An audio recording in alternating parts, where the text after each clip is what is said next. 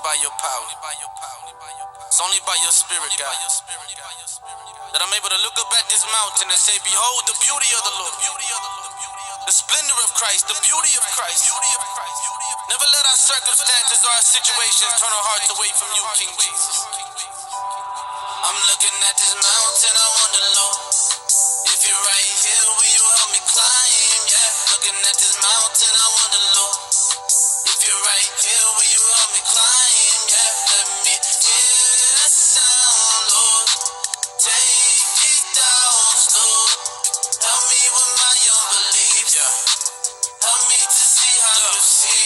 Yeah. And it broke me down to see my pops cry last night. I was lost for words. Lord, I pray you help me this way, this building. I'm so concerned. Take a look around. I see my people drowning. They looking for hope, but they neglect the one that brings them guidance. Look at the family, look at the ministry, look at the place that God has brought me to. But what do you do whenever these thoughts don't get up off of you? There is no love, there is no power, there is no good in you. What do you do whenever these voices keep on pushing you? Spending more time with you, yeah. Gotta lay down my life for this. Praying only when I need it. I can't be alright with this. I'ma keep praising you, Lord. Get rid of all these idols here. I'ma give you my all, cause you're the one who put this life in this. Shalom, beautiful Queen of Miranda.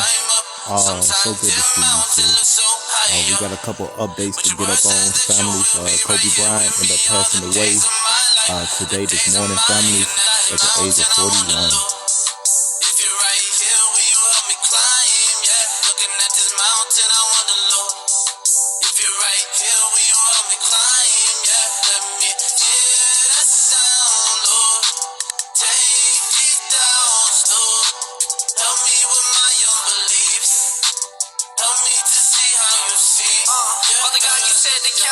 So I count it. So many times I felt as if I was drowning, and even though I doubted, you helped me through my trials. I gave it out to you, and you filled me with that fire. When I was in denial, I couldn't even sleep at night. You told me not to worry, but Lord, I wasn't breathing right. I say that I put my trust in you, but refuse to turn the other cheek. Dealing with these troubles, our brother Kobe Bryant ended up passing away at the age of 41. Looking up at these mountains, it's overwhelming at times. Thinking how I'm gonna climb without you. You never leave or forsake me. You said it, so I believe it, Lord. Take these doubts out my heart and place it under the feet of yours. Help me climb up. Sometimes the mountain looks so high, yo. But your word says that you will be right here with me all the days of my life, the days of my looking at a mountain, I wonder, Lord, if you're right here, will you help me climb? Yeah, looking at this mountain, I wonder, Lord. Shalom, beautiful Princess Soldier. How you doing, Queen? Let's go, family.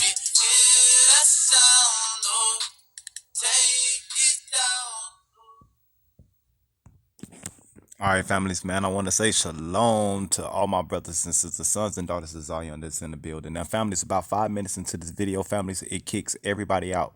So all you got to do, families, is just go to the next video and come back and holler at me, families. I'm still going to be live. Why does it do that? I do not know. So just to let everybody know that's in the building right now, families, it's been great to kick everybody out in about 5 to 6 minutes in this video. Just come back and holler at your brother. All right, families. This morning, Kobe Bryant and I think 4 other members, or they said that he didn't have nobody in his family, immediate family, that was in the helicopter, families, and it was so-called supposed to be a helicopter malfunction. And Kobe Bryant ended up passing away. The helicopter ended up crashing, families. He was 41 years old.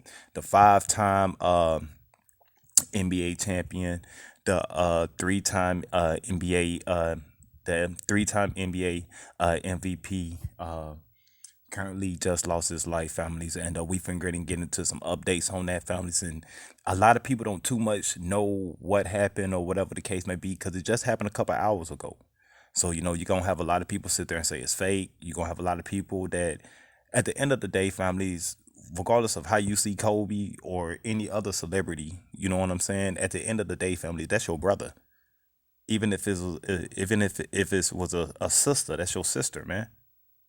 You know what I'm saying? Like, people are cold-hearted out here, man. Like, people can be evil, man. Just because, you know, you see certain things that happen to your brother, what you want them to do is to convert over, families, and give their life to the Most High Yah. That's what you want them to do, families, regardless of how you see these people, man. Like, I stay away from that type of energy, man. I don't wish death upon nobody. You know what I'm saying? Because when you die, your soul is going to go to a place that don't nobody want to go. So at the end of the day, families, you need to have mercy like the Most High Yah be having mercy for us. Period, man.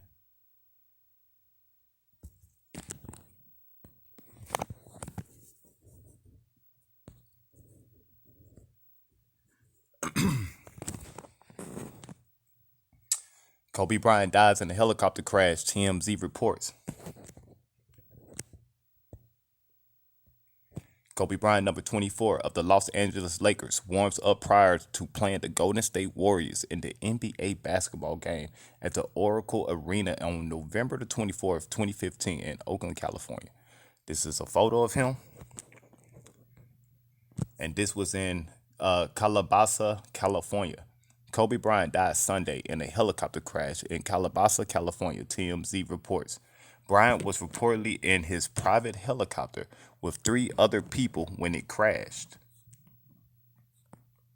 Emergency personnel responded when a fire broke out. No one on board the helicopter survived, according to TMZ Sports. TMZ says that Vanessa Bryant was not on board.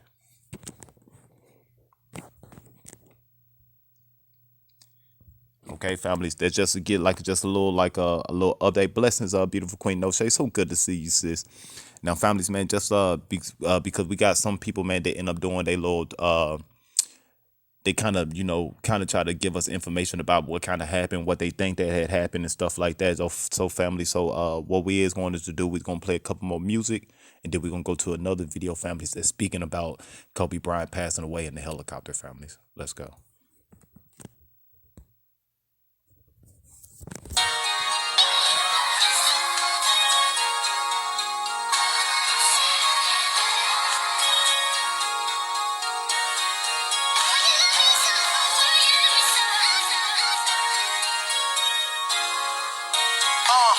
Back with another one. Yeah. Oh, you thought that I was done with it? Now I'm having fun with it. Shit, G gave me the ball, watch me run with it. Some other people left the game, I'm in a slum village, and I knew the stakes, stand what it takes. One hand on the wheel, foot on the gas, never on the brake. Keep it real, looking at the past and all mistakes. The scar that has got me here, standing by grace, man. Oh my, woo. God's water never goes dry, and so we drink. Could tell I was close by, was on the brink. When you dwell with the Most High, you never sink. You gotta have faith on the path, duck snakes in the grass. You can tell a lot by the way we think. I came a long way from a straight rink. Vowed to never write a song I couldn't sing, so I sing, oh my. Why you love me so, I just don't know. And you said you never let me go, no. I'm leaning on the rock, he gave his all for me. So I'ma give him all I got, cause he's all I got. I give him all I got, cause he's all I got. I give him all I got, cause he's all I got. I'm leaning on a rock, he gave his all for me. So I'ma give him all I got, cause he's all I got. Pop died when I was a teen though. Mom cried, rivers never seen those. But now she see me on the TV. She's called I Am as a ringtone.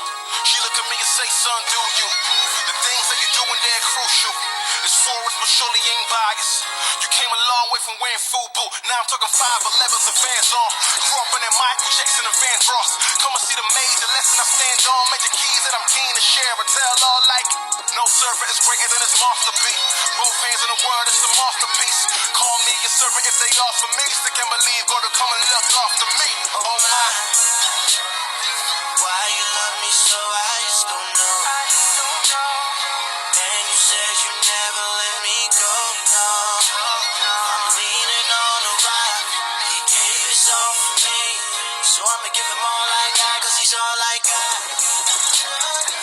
I give him all I got, cause he's all I got. I give him all I got, cause he's all I got. I'm leaning on the rock, he gave his all for me. So I'ma give him all I got, cause he's all I got.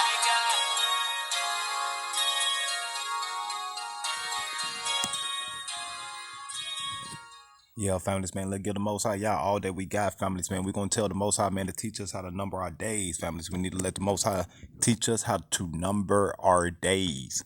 Let's go. Kingdom music, baby. Clip full of hallelujahs. In Jesus' name. Check it out. Used to be different, homie. It used to be why the things I bumped to polluted my mind. Now I'm trying to get in the Word of God. What brings the substance to realness? It's the message of Christ on the crucified for all of us. You hear me? Check it out. Marijuana had me addicted. Cigarettes and lotto.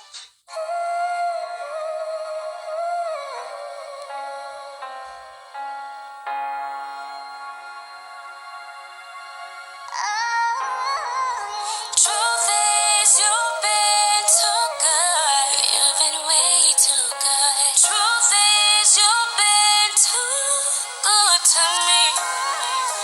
I could not be who I am today without you, God. Without you, God. Help me to number my days. Truth is, I'm no good without you, God. Without you, God. Help me to number my days. You wanna see me lose, I wanna see you win. You wanna see me fall, fam, I wanna see you stand. I wanna see you smile, you wanna see me cry. I wanna see you climb the highest heights and reach the sky. You wanna see me hungry, I wanna see you fed. I wanna see you live, why you wanna see me dead? Hey, I can't lie, my heart beat different than yours. There's no division, nothing hidden, man, this wisdom is pure. Hey, I got a table, everybody come sit with me. Hey, God bless all my enemies, I know that you sick of me. When you don't know your identity, it's easy to spit at me. The same way they did Jesus, finding something to stick with me. With every drip of blood, though, it's an honor to bleed for you. I keep you close to Holy Ghost, my life feels so complete. Shalom, King There's no Will I Am. defeating you. Man, There's we no out here, bro. deceiving you. Salute, I King. hit my knees for you. Lord, all I Let's need go. is you. Truth is, you've been too good. You've been way too good. Truth is, you've been too good to me. That's right. I could not be who I am today We see you, without beautiful you, Queen Tamara. God. Come on, Without you, Yashua. God. Help me to number my days. Truth is, I'm no good without you, God. Without you, We got God. you. Help me to number Let's go. my They days. teach me how to number my days. They show me how to make sure it counts.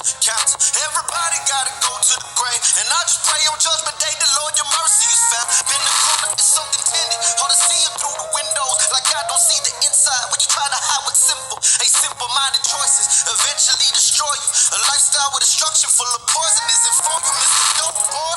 I hear you bragging how you whipping a crack boy. But Jesus took the lashes from a whip on your back. Yo, see, I apologize. Forgive me for these water eyes. I pray that I find mercy and forgiveness in my Father's eyes. I can't forgive my brother's homicide. Hardest thing to do is tell the homies I ain't wanna slide. They looking at me like you weak if you ain't riding. It took everything inside me, man, to keep me from fighting. Cause when you speak about Ryan, you speak about Brian. 6 years later, I can see your plan was greater than mine. Hey, everything changed when I called upon Jesus. Forgiveness was the key that I needed, better believe it, yo. Truth is, you've been too good. You've been way too good. Truth is, you've been too good to me. I could not be who I am today without you, God. Without you, God. Help me to number my days. Truth is, I'm no good without you, God. Come on, Yashua. Without you, God. Help me to We number my got you. days. And the Most High always holds you, guide you, bless you, keep you, and protect you in everything that you do out to Israel.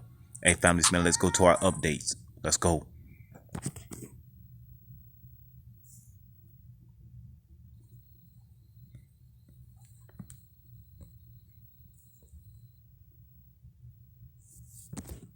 News that none of us were expecting at all today. Kobe, I'm just as shocked as you guys. I just found out about it, and just letting everybody know.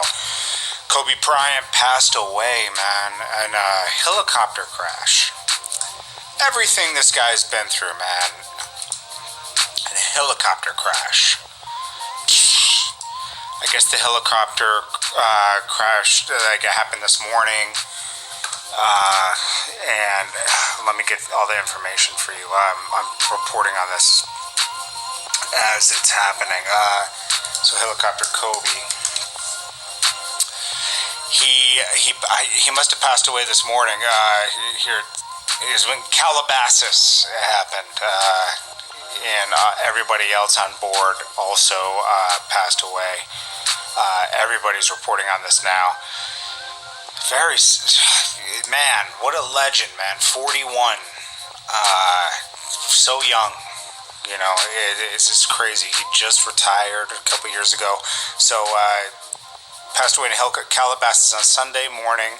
He was traveling with 3 other people on his private helicopter when it went down. Emergency crews responded, but nobody on board survived. Vanessa Bryant was not on board, so that's the only positive thing I could think of, because the kids will still he just had a baby, I think, too. Ugh, this is like makes me sick. Like when somebody, it just so left field. Let's see. Get more information for you guys. My brother. You know, people are starting to react to this. This is crazy, man. So, it's not going to be fake. Yeah, I want it to be fake too. It doesn't even make sense, man. I thought it was fake too. I checked so many sites. I was like, there's no way. TMZ reported. I was like, all right, they got to have it wrong. Doesn't even make sense. It's just happened. Like, it just happened like maybe an hour ago. Man, Kobe Bryant, probably one of the best players we've ever seen in the league, man. You know, wow. I'm just going live so I could talk to you guys about it. 41 years old, just had a baby. Luckily, his wife was not on board. It could have been even worse.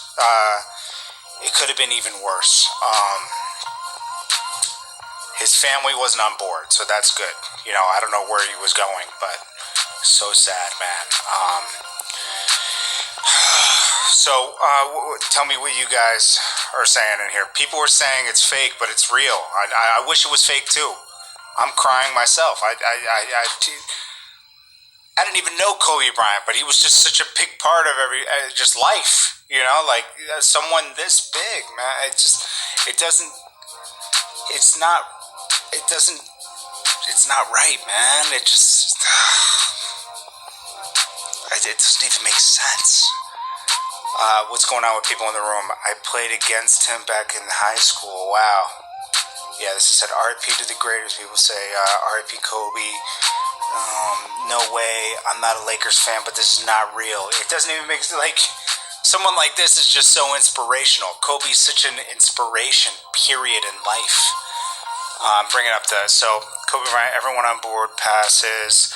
It went away, you know, those mountains and Calabasas, it looks like it crashed right into the mountains. I always thought it was a Sikorsky S-76 chopper. Sikorsky's one of the biggest helicopter places that makes helicopters out of Connecticut. That's a big helicopter. An S-76 is a pretty big helicopter. And KB is survived by wife Vanessa and their 4 daughters. I can only imagine. Let's send prayers out to the family. I mean, man, you know, I can't even imagine that.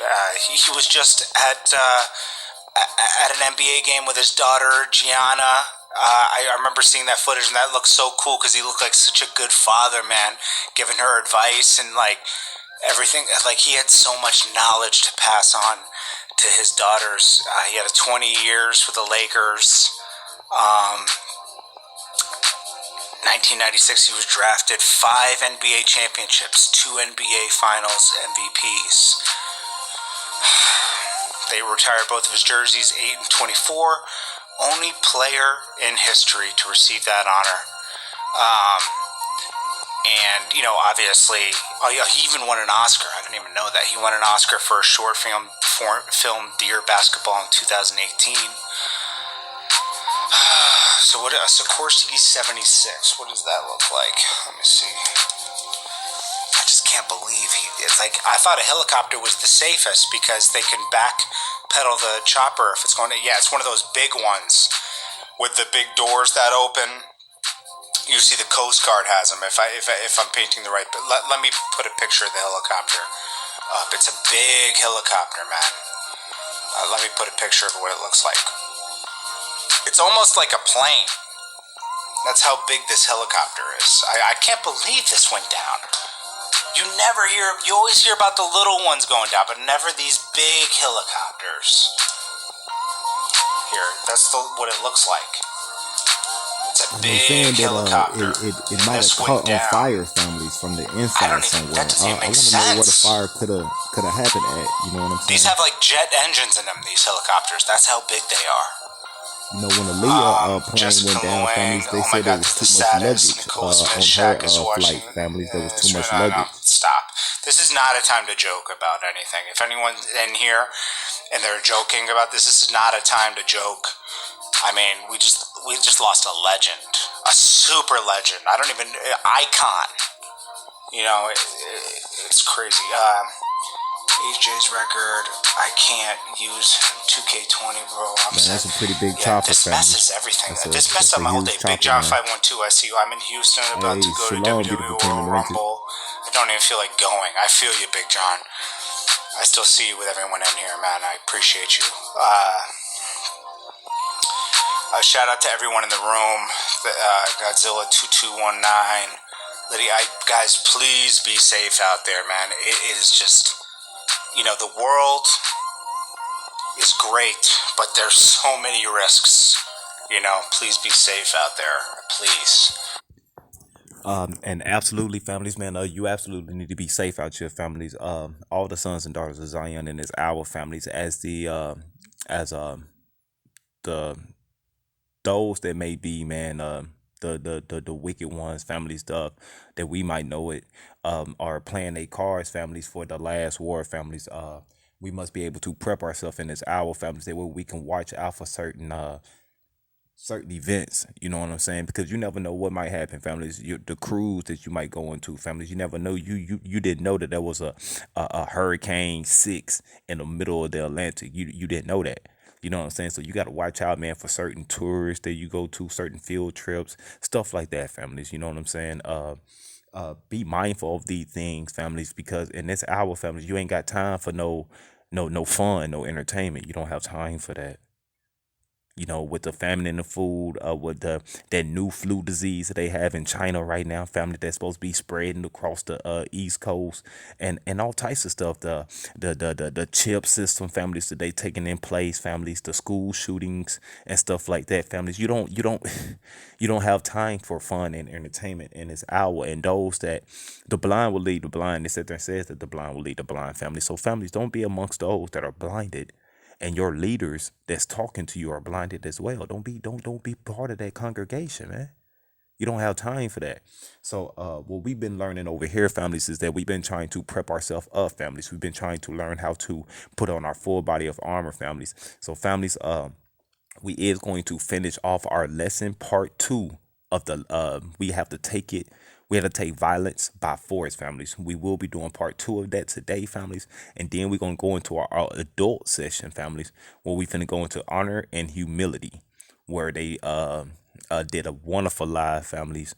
And this is only for those, man, that understand spiritual meat. With that being said, families, I did have to display that, families, just to let everybody know that families, he one of our brothers, man. I don't give a care how most people can sit here and say he was a Mason and man, the man just died, man. Like, come on, man. So many people are so mixed up with this Mason bull crap. It's like you was full of it. You full of witchcraft. You full of stuff that they done told you, man, that you can't even get it out your head, man. All this looking for colors and hand signs and stuff like you families. That's why the Most High said only a wicked generation search for a sign, man. Only a wicked generation search for a sign. Because families, they ain't getting prepped up in these scriptures, man. They're not. They want to, you know, they think they too holy. And families, the Most High sit there says that you must be holy because he is holy. Families, and the only way for you to be holy is that you must practice these things. You must train yourself. You must exercise these things. You must be taught these things. It just don't automatically come to you because you sit there and says you have the Holy Spirit or you got the Ruach HaKodesh. Families, man, the Ruach HaKodesh will teach you all things, but family, you must be willing to learn. Period. You can't learn off things that your oppressor taught you, man. You can't.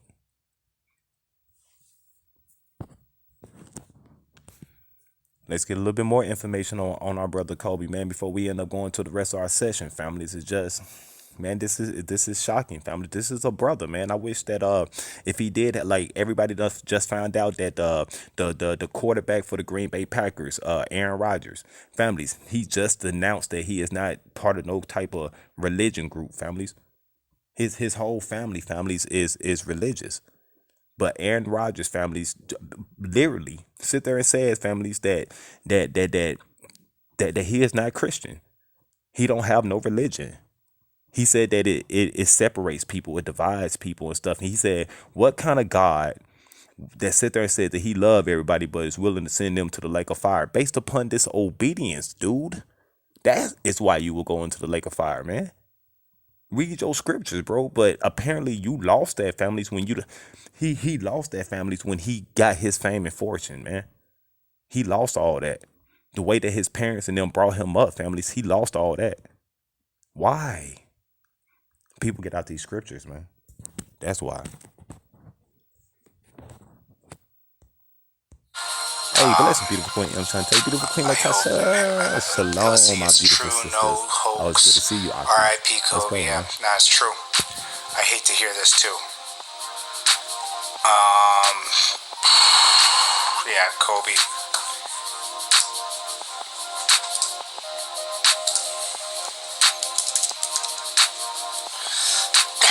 Man. So, anybody else in here share some facts? Just. Hey, shalom, beautiful queen. I just saw you, queen. It's good to see you, Aki. Money, fame, King don't Loso, man, downstairs, man. Much love, respect, and salute. Yeah, I can't believe it. ESPN reports it on the ticker. It's not fake. Nah, it's true. Who would have thought this would happen today, man?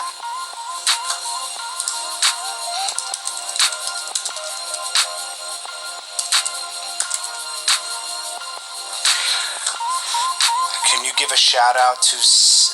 no, I can't. I don't give shout outs to certain... Man, it's crazy, families. All right, families, man, it's time for us to go into our lesson. I just can't let that vex our spirit, families. I just want that to be known, families, that Kobe Bryant did pass away at the age of 41, families, early this morning. And families, man, you will get more details as the hours go by throughout the day. And there will be people, man, that will they will show their respects, man, to the Bryant's families. And may the Most High Yah keep Kobe, man, in a place, man, that can't nobody take away from him.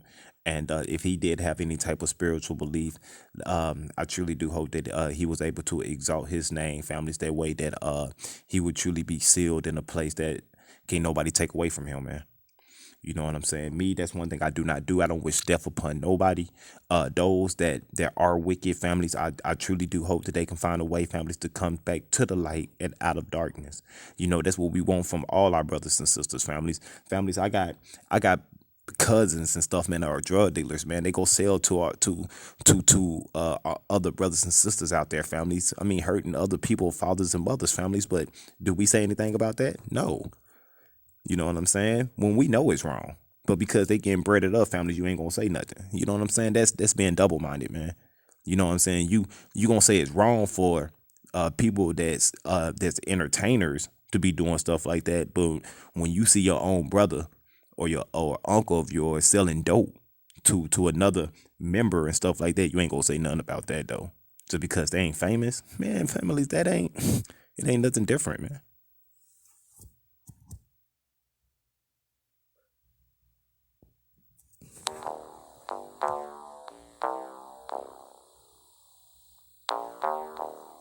Hey, shalom, beautiful Queen Rochelle McNabb. We will be going into our lesson, families. One thing we deal over here is with Hebraic understanding. We deal with Hebraic understanding. Let's go, families. Let's learn how the Most High Yah is trying to prep us up in this hour. Knocked out the I keep fighting still. Victory belongs to me. Jesus had to die for me to live. I'm reigning with the risen King. Lord, you tell no lie, I do believe.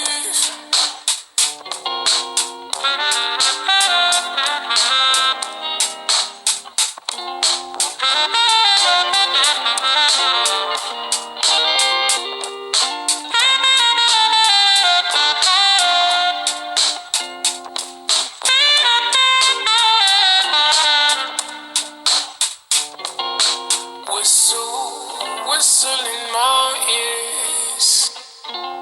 Whistle in my ears. Let me hear you speaking in my ears. Let me hear you speaking in my ears. Speak for me when I'm innocent. Keep my affairs from the devil's hand. I'd rather look lame in the eyes of men than to sing for all the world and not for you. Keep my feet from them Jezebels. Oh, what is danger and I can't tell. You send me out as a fisherman, but I'm We love you rustling more, beautiful sharks in King the Rochelle. deep end. I truly hope you don't go nowhere, sis. We is ready to go into our lesson right after the song, sis. That is going to be very edifying. Last night, we are learning the mysteries of the kingdom, and just for those that's in the building, if you want to learn more, I would love for y'all to stay and be enlightened by the message that will be displayed. And I hope it will be edifying to you. I hope it will help your household, and I hope it will open up certain doors that was closed within your life that you didn't have no type of understanding of. And may the Most High Yah continue to reign and pour His spirit of wisdom upon all of us, families. And I just don't want none of us to be lost or be ignorant of certain things that Hamashiach had left for us, families. And I just hope that the lesson is very edifying, families. With that being said, families, let's go.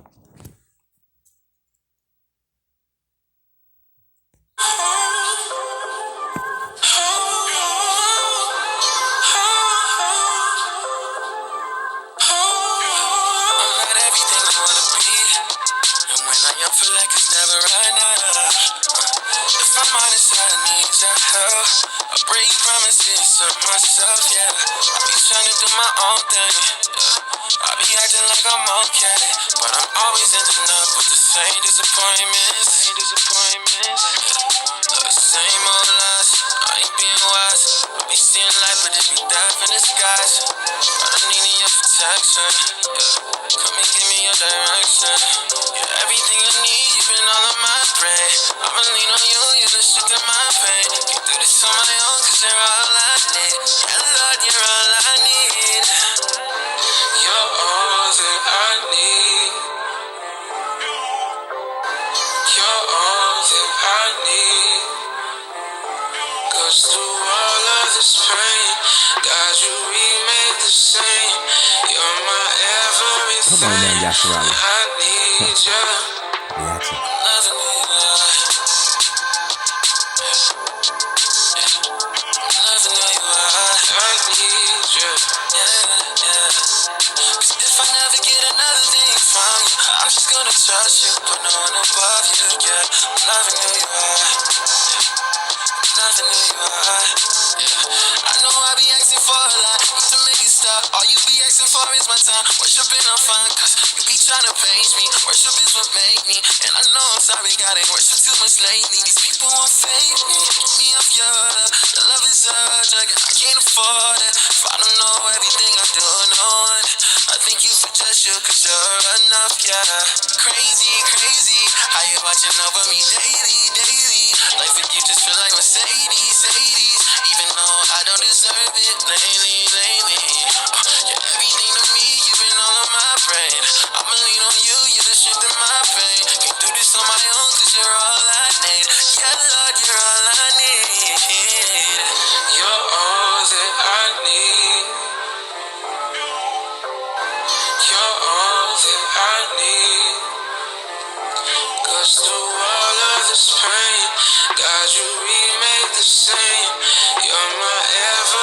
Let's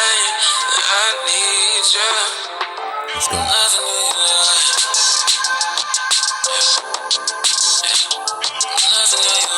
Y'all make sure y'all go check out beautiful queen Ray Ali family. She came in the building to show some love family. Y'all make sure y'all go check out her channel family where she do her thoughts, her trusted jam thoughts of the day family. And families man, they ready, you can just listen to her beautiful spirit. As well families man, we do got up my brother Fred Genius. His album will be coming to a nation near you families. Not just a city near you, but a nation near you. Y'all make sure y'all go check out Lyrically Outspoken. He not too long just dropped out a hot exclusive hit families last week families. Y'all make sure y'all go check that out too families. His mixtape will be coming to a nation near you as well. Families man, Yasharala man is really bringing out some wonderful things in this hour families. Man, don't be left behind families. Embrace your brothers and sisters while you got the chance. Man, Kwam Yasharala. Kwam Yehuda, Baraka Da Yehuda. Man, Tadada. Yeshua. Let's go, family.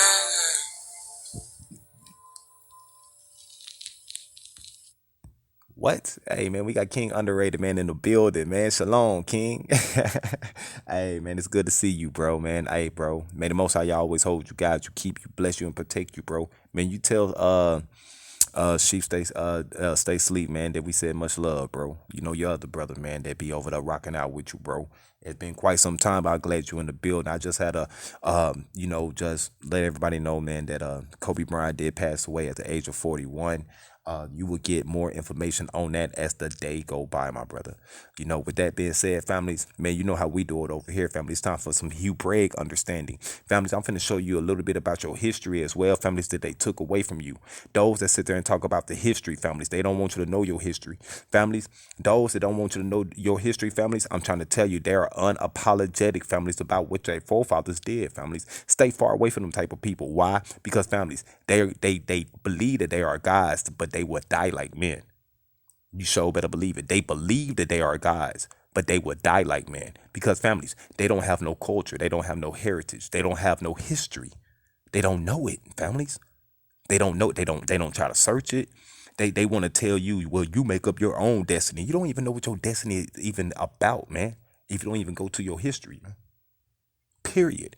Man, what make me think I should listen to you? Should I teach my kids what you just said? Because what you just said sound foolish. It sounds stupid, man.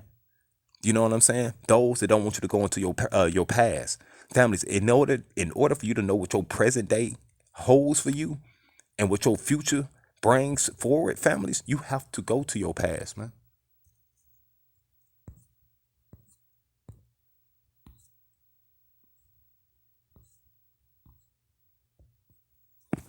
Each other, going around and looking at all the contributions that the Aboriginals gave to the world, and one of those things is hockey. All right, let me just show you. All right, because remember, we're talking about the so-called Negro, and we're talking about American Indians. All right, so it says hockey field and it's shiny, right?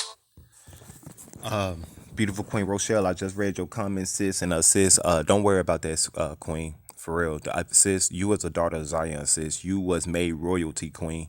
And these are things that they took away from you that they didn't want you to know about. Sis, when somebody asks you, what do your afterlife holds for you? Sis, you should be able to tell them my afterlife holds for me everlasting. That means you have everlasting life. There's no other religion. And families, this ain't no religion. You being Israel is not a religion. This is a heritage. This is a culture. This is who you are. Everybody else talk about religion. This is not a religion. You know what I'm saying? So you claiming yourself as Zion, a son or a daughter of Zion, you is letting the other nations know that you have something that is everlasting, families. They can't nobody take away from you. Nobody. And they stole this from you.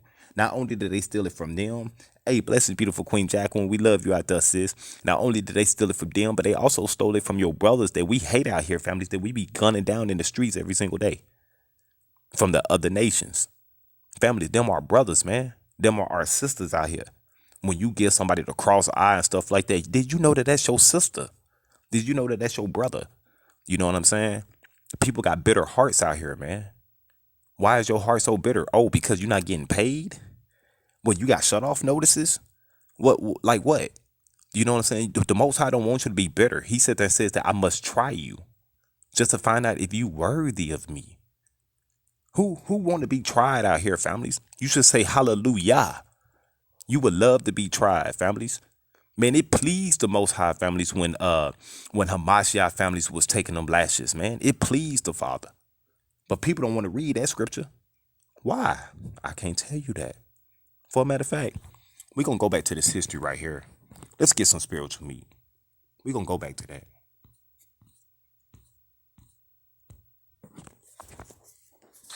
When you think British, you think specialty, right? Okay, families. Yahuwah Tastable that you see on the screen comes from Romans chapter 9, verses 25 through 29. Families, that means Lord of Hosts.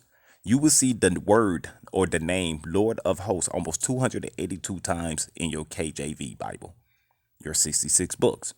That's how many times you will see it. Families, Lord of Hosts means a name. But people just can't say God because, families, you could be talking about any God. You could be talking about Zeus. You could be talking about Thor. You could be talking about Poseidon. You could be talking about Hercules. You could be talking about all these gods and goddesses. You have to put a name behind the God that you so-called say that you worship. Period. You know what I'm saying? Because when it come down to that time, families, the Most High want to know, man, have you searched for me? Did you seek my name? Did you seek that? You know what I'm saying? A lot of people want to sit here and tell you, well, it shouldn't matter, man. God knows my heart. God do know your heart. He know your heart very well that you didn't even have the time to even go search his name. You didn't want to be around other brothers and sisters that were trying to get a Hebraic understanding that they stole from you. Families, they killed your fathers, your foremothers, families. They hung them on trees, family. They fed them to alligators, families, just so that you wouldn't remember today. You know what I'm saying? Like, that's something to think about, man. But people like, man, why do people always want to talk about that? Because that's who you are, man. That's who you are. I'm not from another nation. I'm from Israel, man. So I can only speak from my heritage. I can't speak from a different heritage family that ain't got nothing to do with me, man. They didn't realize that when they did studies themselves, they found out that the Cheddar Man and all of this, that the original people that was there were black people, right? And then our people was there. Why do you think it's called Britain? Brits? Hadashah? Where did they got a name from? Covenant? Come on, man. Are people who don't keep covenants and they call themselves by the word covenant? But it makes sense. But if you go back and study the reason why they got this from this man named Brito. But Brito was a black man. He was a Hebrew. Anyway, we be all day on history. But the context is, when you go down through history, you will see that at the first time you see them, they conquer and conquer. At the end of the book, they conquer and conquer. This is when I was in church, which just really just kind of just stood out to me. I don't know why I'm telling y'all all this, but it's the most I want to say this. But when I was in church, I used to read Revelations. I used to teach eschatology. You know, I know the word eschatology means the study of last things. Yes. I was known for teaching eschatology. I'll teach men 30 years older than me about eschatology. Right? So when I was studying Revelations, one thing that really stood out to me, I was like, the scripture says that Hasatan is locked into the pit. And then he's unleashed. But when he unleashed, he only goes to one group of people. Gog and Magog. The text says that when Hasatan comes out the pit, he goes directly to Gog and Magog. He don't go to Egypt. He don't go to Ethiopia. Why? Because according to the text, Egypt and Ethiopia are going to keep Torah. They're going to return to the covenant. There's going to be an altar in Mizraim, and it says that Ethiopia and Sheba are going to be in the dromedaries of Midian. They're going to link to us, right? Even Moab and Ammon, the Most High said He's going to regather them. They are cousins, but. Balls. Now, what Brother Moreh stands for teacher families, MOREH. Those that's in the building, families that didn't attend our class yesterday or the day before, families, we have been trying to learn Hebraic understandings. A lot of people come up to you and be like, I don't know why they want to learn some Hebrew. They can barely even speak some Hebrew. Don't hate. At least we trying to learn in this hour. Either hop on board or jump off, man. It's one or the other. All I know is that we just found out that every English word holds a spell. It holds a spell. Every English word, families. So those that speak very politically correct in English, you didn't know that you was a master witchcrafter, man. Like real talk. We gonna find out. You will find out all this, man. All this. But the reason why I stopped the video, families, was he's trying to let you know that those that don't make the first resurrection, families, you won't have no power if you try to survive to the second resurrection. Them are those as of the dead. The Most High will let us reign. Those that reign for those that live the first resurrection, you will reign with Hamashiach. Hamashiach means Christ, the Messiah, the anointed one. That's why we say either Hamashiach or Mashiach. That it says that we will reign for 1,000 years, families. And then after 1,000 years, the Most High Yah, not Christ, but the Most High Yah will release the beast again, families, to go after those, families. And it's not going to go after no other nation but Gog and Magog. Who is Gog and Magog? Russia. Gog and Magog, Hasatan says he bypassed everybody. And he sees this one ethnic group in the world and said, I'm going for them. I'm going to go get them and gather them together. And then them and Hasatan take on Israel. And get slaughtered, get destroyed. But you see what I'm saying? Right. So when you look in the text, now Europeans will tell you in their theology schools that Gog and Magog is Germany, which is not. Starting part 2 of this lesson, bro, that we finishing off from last night. Let's go, bro. There was an aerial journey at one point in time. Y'all go check out King Lyrically Outspoken. If you really study Gog and Magog, check out for his next explosive what you'll see is that come they're to Gothic a people. nation near you. His mixtape will be coming to a nation near They're you the Gothic soon. people. Why am I teaching? Why am I doing all this? Anyway, so the Gothic peoples, when they came down, they was in the Caucasus Mountains at one point in time. There were two different main ethnic groups of white people. You had the people that came from the Greeks, which were the original Macedonians. Those not the same people as the Gothics. They not. They don't even look the same. Who knows anybody? Who knows Italians? Real Italians? By show of hands. Who knows Italians? Who knows any Sicilians? What do they look like? You notice how dark they get? And they get tan, they get super dark. And a lot of them have curly hair. Right, that's African blood. There's certain places that, I know a guy that was in the army. He said that there were certain places where certain Sicilians, they even called them the N-word. Yeah. So you got those people, and then you got another people that conquered them, if you know history. Because when Rome, which are descendants of people that was in Kittim, and the Macedonians, right, and the Edomites. Anyway, so and Edom wasn't white, he was black. And he mixed with white people and we got whited out in certain places. But he was, of course, Esau was a black man. He was born by 2 black people. Anyway, so the context is this. When Kittim came in and set up their empire, which is Rome. Right, everybody say Rome, so y'all can follow me. So Rome, they got conquered by the Goths and Visigoths. Was that 490, 497, something like that. So the Goths and Visigoths, the Huns and the Vandals came down from the north, destroyed Rome, and then they took over every place where they was at. So they went from Rome, then they went to certain parts of Europe, then they took over like say the UK. They took over all kind of places. Wherever they go, they went and they basically planted their flag. Now they look like the reason why you would see an Irish person and they look super pale, and then you see somebody that's from like I say, like somewhere like Italy. You see Sicilians, they look completely, they're like 2 different people, but they both white people. That's the reason why. Because the Goths and Visigoths was up in the Caucasus Mountains between the Caspian Gates for years. In the Muslim writings, they talk about it. So if you know history, you know those writings, they don't want you to study, then you will see that stuff. But I don't know why I'm getting. My whole point is this. Just like how the Bible says that they'll go invade and go to the 4 corners, there's only 2 people that are in the 4 corners of the earth. Us and them.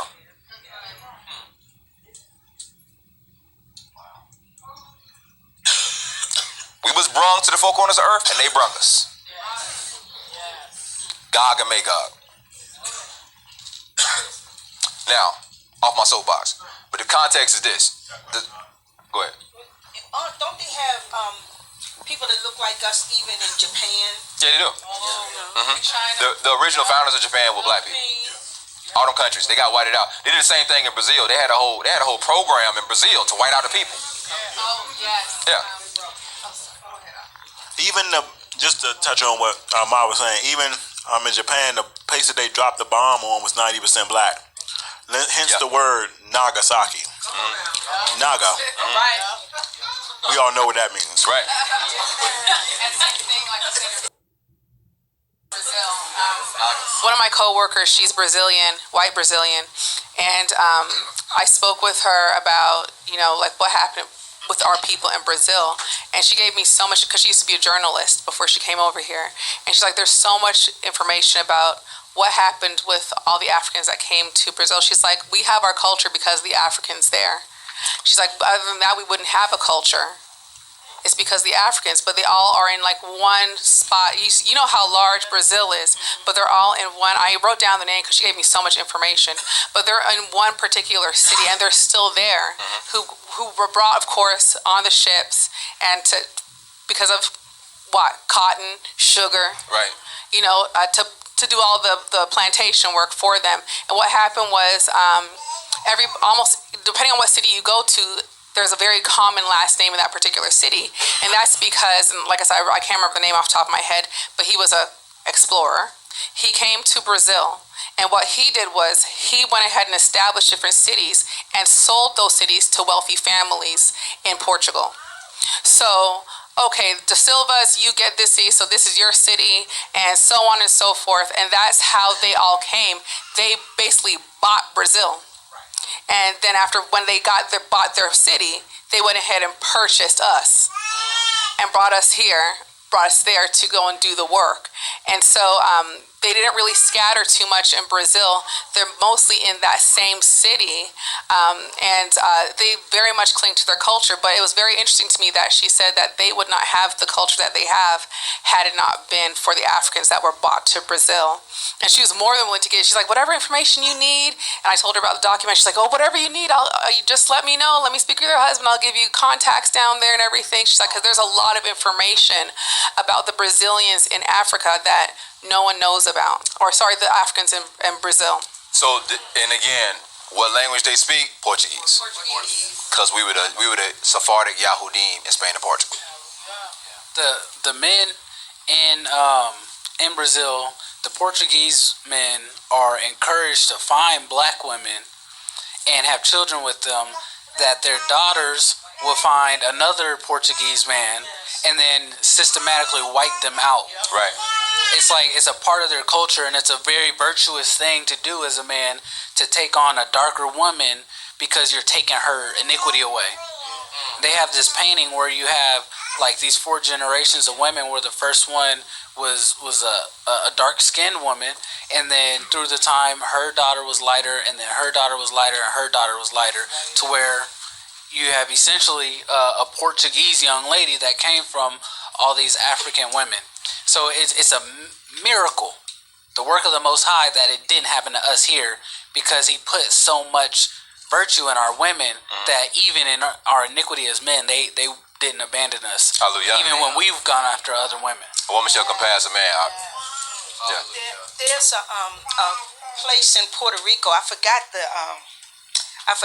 name of it, but it's all dark-skinned people, just all dark-skinned people, and it's funny. They speak Spanish, but they stay to themselves, And it's funny because I think about how most Puerto Ricans, they will acknowledge that their ancestry, they'll always say, even though some Puerto Ricans, a lot of them will claim that they're white, but most of them will say that their ancestry is African, Taino, Indian, Tahino, and Spaniard.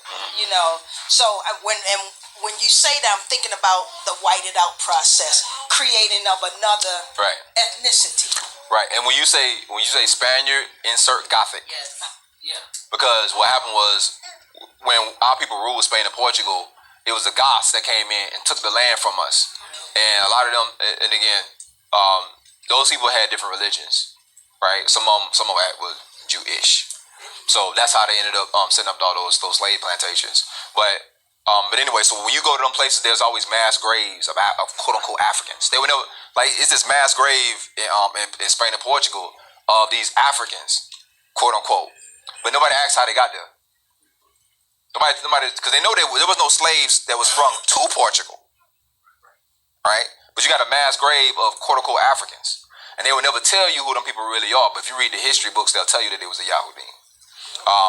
So anyway, and then in Spain, there's place buried whole like hundreds of like mass graves where they just throwed us in when they came and took over the land and killed everybody. So saying all to say, so the gist of all that is this: they took it by force. They took it by force. They built a whole empire and they took it by force. So we're looking at this in this fourth generation. Go ahead. Condense it down, but go ahead and get it. Okay, just for just an overview, this is the order that Yahuwah established at the foundation of the earth, that the fourth generation would offer up something that secures the rest of the generations. We just, in the way he named the days, you have Yom Rishon, you have the ration there that shows that it's the first, the chief, and then you have Yom Shani, Yom Shaliashi, and then in the fourth day you have Yom Rabi'i. The Resh appears again because there's a chief that appears in the fourth generation. We know that Yahusha came out of the fourth tribe of Yehuda. We know that in the Torah it says that that for 3 years when our ancestors went into the land, that the fruit of the trees that they planted would be uncircumcised to them. And then in the fourth generation, it would go up as a whole burnt offering, and that offering would be the Halalim.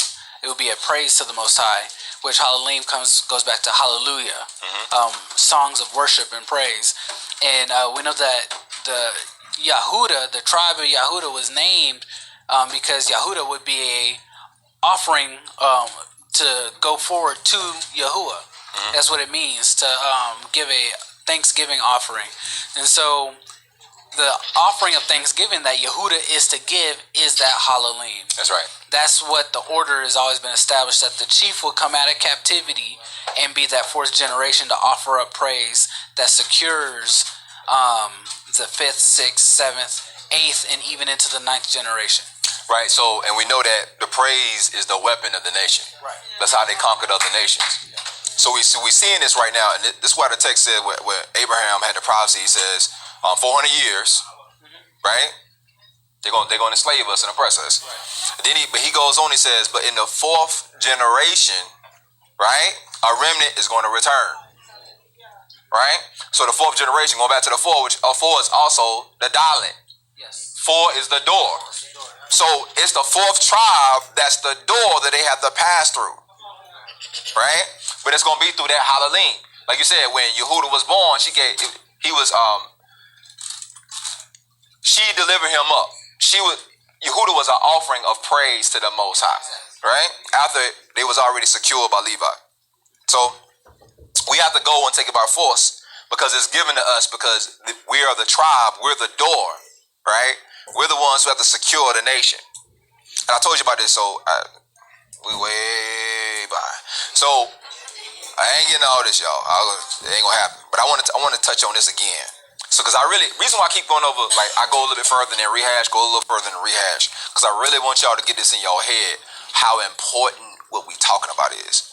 If you don't understand this, you gotta realize this is why he says with it, seek ye first the kingdom. All this is the seeking ye first. Everything else on the back burner. We gotta understand this. We gotta think about how do we accomplish this. We can't just that's a good word. That's a good word.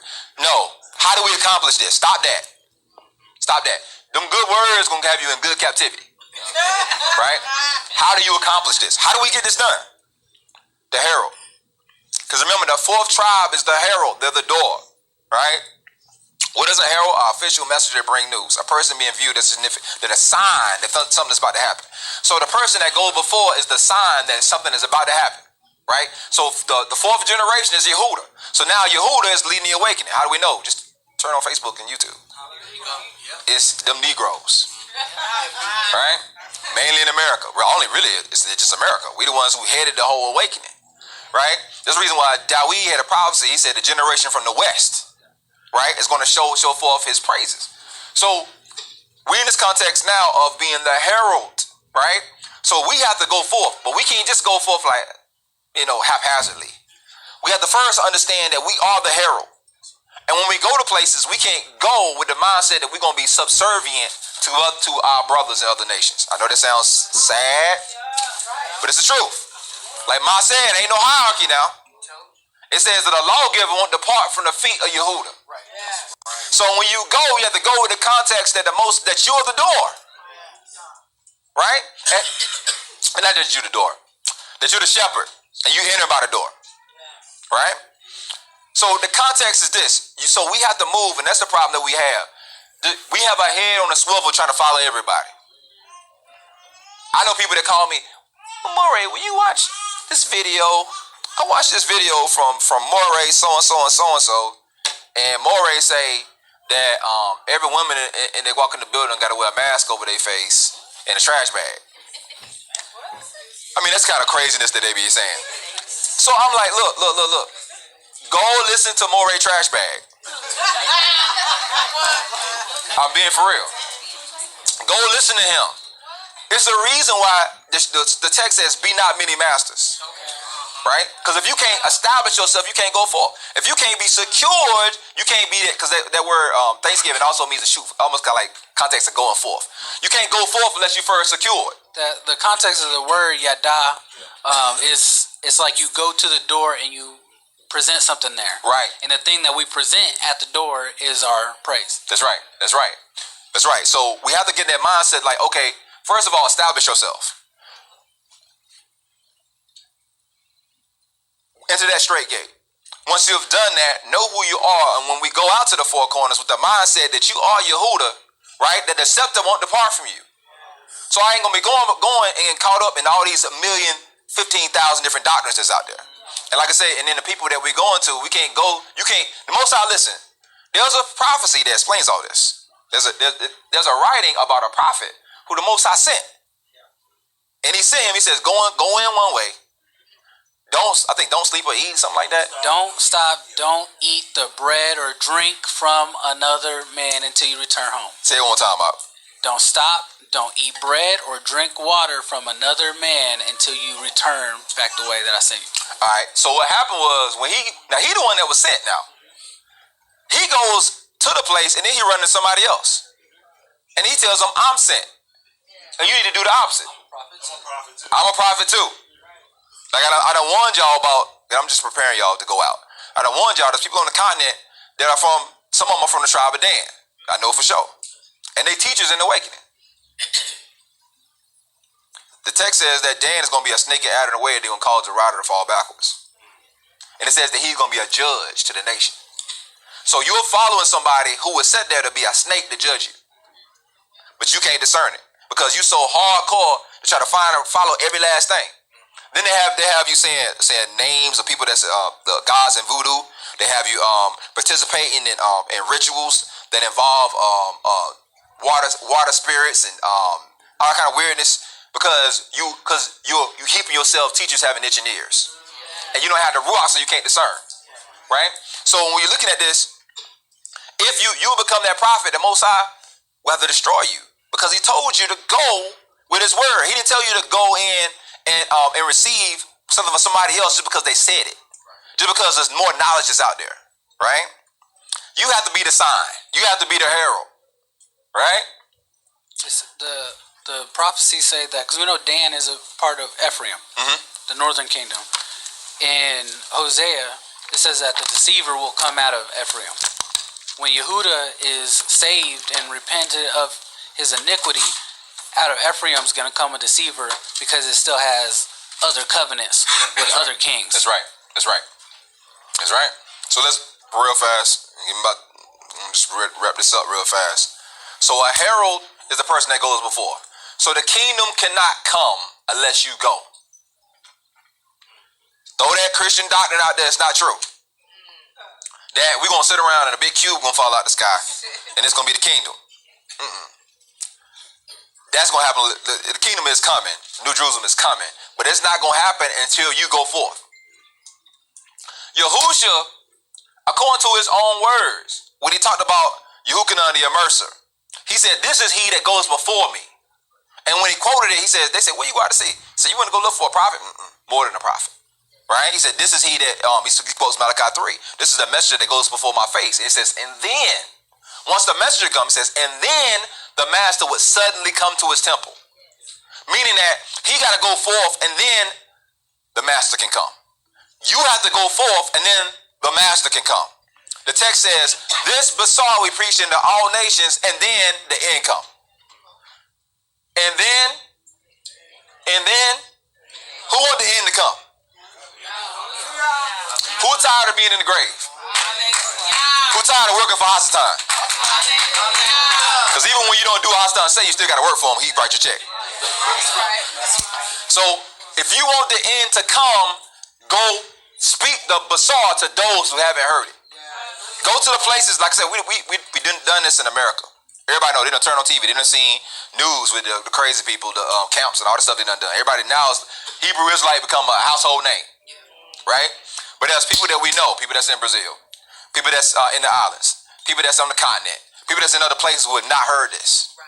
So the Basar has to go to all those nations so that end would come. So the Most High is looking for Yehuda to be the herald. Yehuda will be saved first. A person who carries and proclaims important news, a messenger, one that gives a sign, indication of something to come. A harbinger. So when you come, you're giving a sound, an indication of something to come. What? The end of this world. What does that mean? That means that everything will be destroyed. No, it means the end of their world. Even in the Greek, the word cosmos it means the realm, basically like specific realms. We talk about it in our own vernacular. We say first world, second world, third world. Nobody talk about the second world. Most of the time talk about third world though. You know, I'm trying to figure out where the second world at. But first and third world countries, right? So there's different realms. Right now, the world is ruled by him. It says that the world is given into what? The hands of Hasatan. So we got to go and take it by force. Advertise, announce, enunciate, blare, blazon, blazon, broadcast, declare, enunciate, flash, give out, placard, whatever that means. Post, proclaim, promulgate, publicize, publish, release, sound the trumpet. Why would it say sound the trumpet? Isaiah 58:1. Cry loud, spare not, lift up thy voice like a, show my people their transgression. And the context is the Yovel shofar. I told you about this. When Yahushua, the son of Nun, and our ancestors marched around Jericho, and it says they blew the trumpet, that word is Yovel shofar. It means the silver trumpet. That right there. So they will march around, and then they blow the silver trumpet, but the sounding of the silver trumpet meant, the Yovel shofar, that every man must return to their own land. So when you get the gist, if you boil the gospel all the way down to the most simplest context, is that you got to return to your own land. Right? Isaiah 61. It says what? He's going to give beauty for ashes, the oil of joy for mourning. It says, talks about how these people are going to what? Inherit a land. Right? So the context is when you blowing, when you going, you speaking Jubilee. You saying that you've been a slave, now you must what? Return to your own land. You've been a captive, but now you must return to your own land. They don't even know they got a land. You didn't know you had a land until you woke up and know who you were. If I say, what part of Africa are you from? I don't know. Let me go do a DNA test. Well, they say I'm from the Congo, but I don't know. Where in the Congo? I don't know. Can you go back and trace some people back and tell, like, who was your ancestors? No, I can't. All I know is I'm a specific tribe. I'm from this tribe. I'm from that tribe. You have no homeland, right? If you have no homeland, that means you're going to be a slave. Do you know that's the reason why we have so much homeless in America? We have so many. If you're homeless in America, you essentially disenfranchised and a slave. What are you talking about? If you're homeless, nobody cares what happens to you. Nobody. Go to Atlanta and go walk on the streets at nighttime, see other people on the streets. People can walk up and take the homeless people off the street and take off and nobody will blink an eye. Right. It's like they treat them like animals, like feeding animals. But they little animals more. But see, I have to say, the context is that a lot of places they go and they kill homeless. They was doing it in America for I don't know how long, just rounding up homeless people and killing them.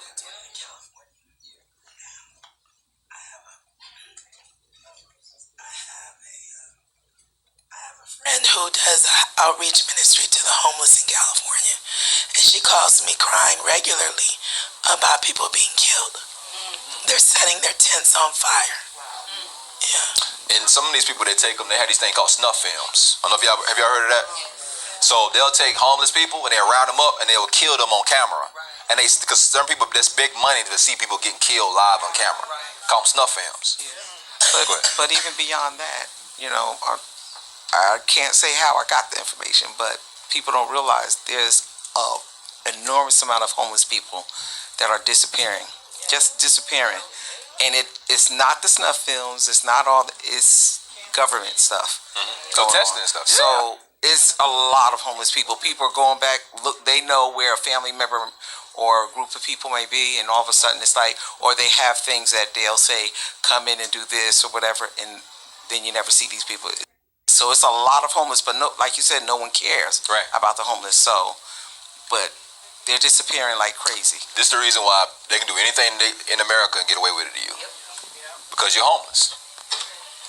Go ahead. My mother, well, she's deceased now, but she used to tell me that when she was younger, she grew up in Baltimore, and she said that it was a well-known fact not to be out at the certain time because John Hopkins Hospital would snatch you, you know, whether you were homeless or what, they would snatch you and do experiments on you. Right. So if you were homeless, you were a prime target.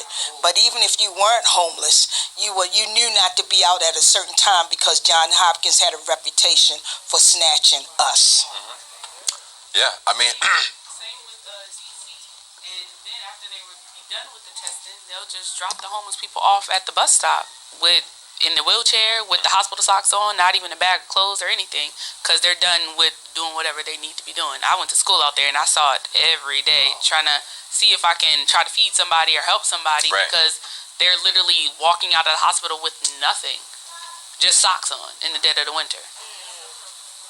See, this is the reason why, like, you got to understand how serious it is for you to have a home. There is no salvation. It's impossible if you have salvation in somebody else's land. It's impossible. Impossible. It's impossible. So this is the reason why this Basar is so important. Every man must return to his own land. You return them to the covenant. You let them know that you have an expected end. Cause look, let's say you was a foreign national and that stuff happened to you. That country can come at the other country. So whoever the prime minister is, they're gonna be like, what happened to our people? That's what America do. Somebody go overseas. My dad got mad at me because of that white dude that went to Korea that was snatching up paraphernalia, and then they threw him in the prison, and then he died. I was laughing. But I can't believe you laughing. I was like, this is the thing. They got their own laws. How you gonna go to their country and do that? You know you weren't supposed to do that. So then they throw you in. Of course they're gonna throw you in jail. Then he didn't want to eat, and then he died. So, but saying all to say, because they have recourse. So then America, we gotta do something about this. Off one person.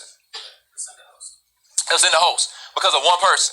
So this is the reason why the text talks about when we come into our own, one person gonna chase 1,000. Right? The text says that the angels gonna, because this talking about Mashiach, but everything that positive Mashiach, it goes back to us. That the angels gonna lift you up, lest your foot dash against the stone. So this is one of the ways you're going to escape Babylon, because it's going to be your walk.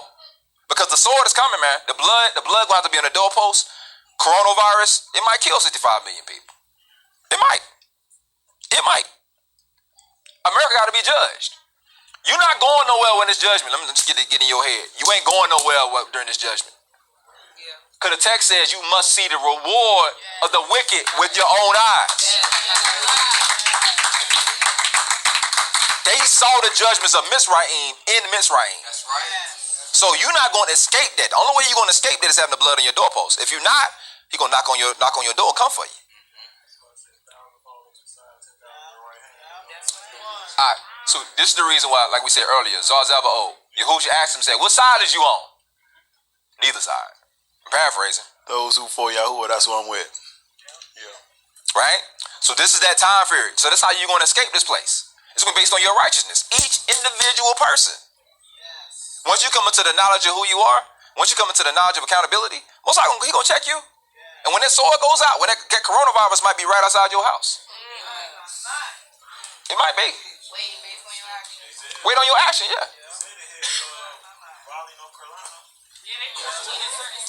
Yeah, you're right. You know, China's been locking whole. They fumigated the place. Did y'all see that video? They fumigated the place.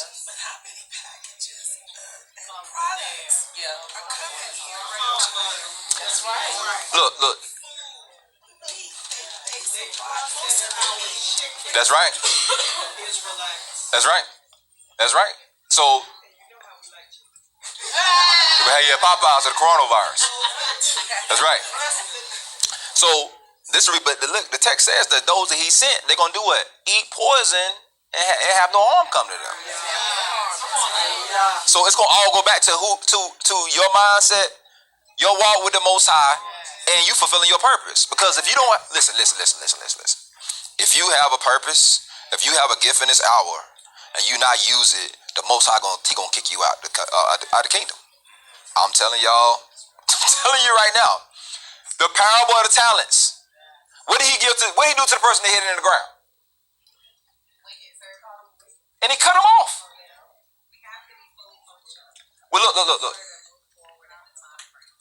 Right. So the text says this. This is what Yahushua said. He says, if a salt has lost its, so what is that? That means its purpose. So the whole purpose of a salt is to rather give something flavor or to preserve it. That's what y'all doing. Y'all giving. That's the reason why you're talking about. Jermaine's talking about how different cultures just piggyback off everything we do, food, all this other stuff. Like culture, songs, everything we do, they want that flavor. But our job ain't just for flavor; it's to preserve. Right? So if you're not doing that, we're good. You say preserve it. But if you're not doing that in this hour, He said, ain't nothing else for Him to do is take you and cast you out. That's right. What use are you at that point? You dead weight. He giving you a gift and you're not using it? Oh, I'm going to get rid of you. You're going to be tried under the foot of man. You're going to remain in the grave. Say it again? Why you whispering? You got to get the microphone. But you're going to think somebody did it to you. It'll be the Most High. But you think somebody else did it to you. This is the reason why Yahushua said, He said, in that day, they're going to be like, we look at this as just being Christianity. Now let's look at it as us. Let's look in that context about doing what the Most High called you to do. He said, many going to say to me today, Master, if we not prophesied in the name, we done works. We've been in the assembly and done many wonderful works. He's going to say, depart from me, I never knew you, ye that work of lawlessness. Right? And He says they're going to be what? Weeping and gnashing of teeth. We're talking about that, the Hebraic understanding of what that means. It don't mean you're going to be in hell like, that ain't what it means. If you go understand the context right, Abaya got it. Dawid the first one to coin that. That means that, because he said that his enemies were gnashing on him with their teeth, which means they're going to be sitting around just talking about you, and the regret and sadness and depression, is going to overtake them. They're going to be in a constant state of despair. Cast out of darkness. Right. Because they had a chance, they had a dalet, they had a window, and they didn't make that window. And what you saying in regards to the dalet and Yada, dalet, Yahudah, when you look at Yada, most people just think it means praise, but if you look at the depth of what it actually means also to throw or to cast forth. Mm-hmm. So what you're talking about in regards to going out to the four corners of the earth and how it's Yahudah's job, is their job to cast or to throw forth the door of Yahuwah. When you throw or you cast forth something, what do? You do it in a forceful manner. Right. You don't just say, Kobe, just flick it up in the air. Kobe. You got to sling that thing like a pitcher. Right. And that's the force and the authority you're talking about. That's our job that we have to move in, casting forth the door of Yahuwah. Right. Casting forth the testimony of Mashiach Yahusha. That's right. That's right. And this is the reason why, going back to the kingdom, right? So when Yehukanah has the vision of the kingdom, what does he see? What are the foundation of the kingdom? Somebody tell me.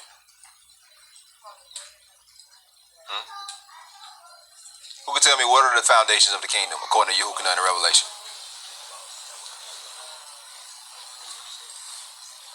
I'm gonna start popping quizzes on y'all next time. Who can tell me? Want me to play some Jeopardy music?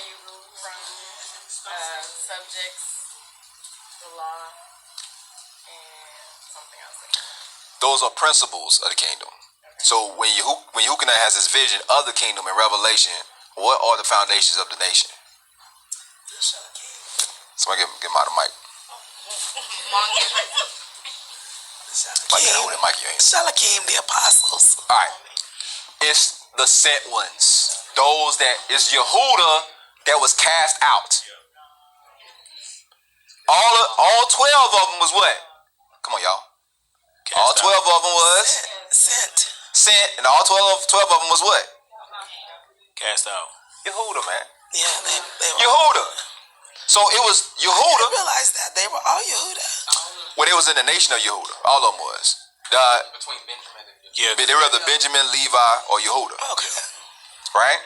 So we're talking about the nation of Yehuda. Yeah, the three tribes. Yeah, they were combined into one house. Right. Benjamin, Levi, and Yehuda was accounted for as one. Yeah. Right. Yeah. So it was those ones that was what? Cast out. So the foundation of the kingdom is when Yehuda what? Goes out. That's what establishes the foundation. Those are the 12 foundations. So now you're doing what? You're establishing the kingdom because Yehuda is what? Going out to lay the foundation of the nation. Same thing. It's happening all over again. Last thing I'm going to say, because I want to get on some stuff, but we way past. It was that prayer we went in. Anyway, so we talked about this. Like, this is the reason why I want to rehash this, so I want to get y'all context of how, look around. The text says, watch as well as pray. Right? So, this is the reason why history is so important. Because if you don't understand history, you're doomed to repeat it. Right? And if you don't know your history, you got no future. Those two things. So this is what they did.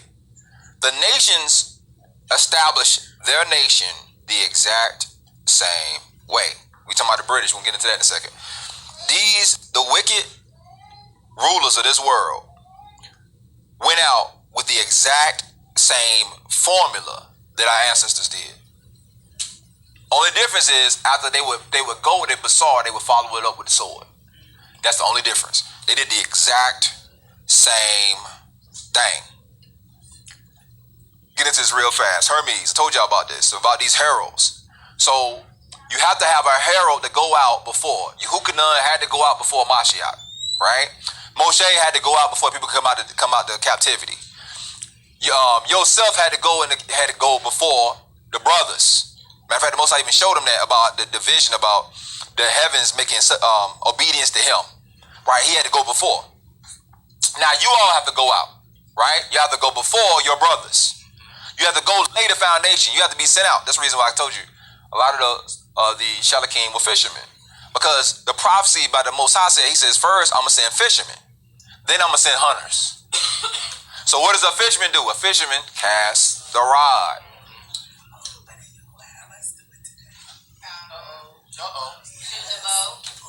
That's right. That's right. We got to go out. We got to shoot out. So let's look at what they did. Now, in Greek thought processes or Greek thought, Hermes is he's the herald. He's the one that goes before. Now let's look at this real fast. Hermes was Olympian, a god of the heralds, and he's the god of flocks, right? That means he's over their pastors, travelers and hospitality, roads, trade, thievery, cunning, heralds of diplomacy, language and writing. We're gonna hit language and writing in a second. I'm gonna show you how deep this thing is, the rabbit hole is. Athletic contests, gymnasiums, astronomy, astrology. He was the herald of the personal messenger of Zeus. So just like how Yehukanah, the mercer, had to go before Yahusha, Hermes go before Zeus. So Zeus can't come unless Hermes first goes out. But this is the key right here. King of the gods and also the God of the dead who led souls to the underworld. I'm going to read it one more time, guys. I don't know if y'all catch what I just said. He was the herald and personal messenger of Zeus, king of the gods, also the God of who? Of who? Who did what? Aren't you in the grave? How'd you get there? Tinkerbell. They came with their bazaar, they came with their gospel. They sent Hermes to introduce you to Zeus, and we're going to get to that in a second, to bring you into the grave. To this day, our people can't come up out the grave. You going to go to your family and talk to them about this, and they can't come out of it. Because Hermes has appeared to them. In the Egyptian thought, they call him Thoth. But it's the same thing. So you got Thoth and you got Hermes. But he's the one who introduces you to the God. So because they sent, that's the reason why I told you, everywhere that they went, before they came with the sword, they came with their gospel. To this, like I said, I was saying to this day too many times. To this day, I'm saying it a zillion times. But during that time period of the slave trade, the first thing they did was send missionaries. Very first thing they did. I'm telling you how good a job they did. When in the awakening, I would talk to people, and people would tell me that it was a blessing that we went into slavery. Because if we didn't, we wouldn't know about Jesus.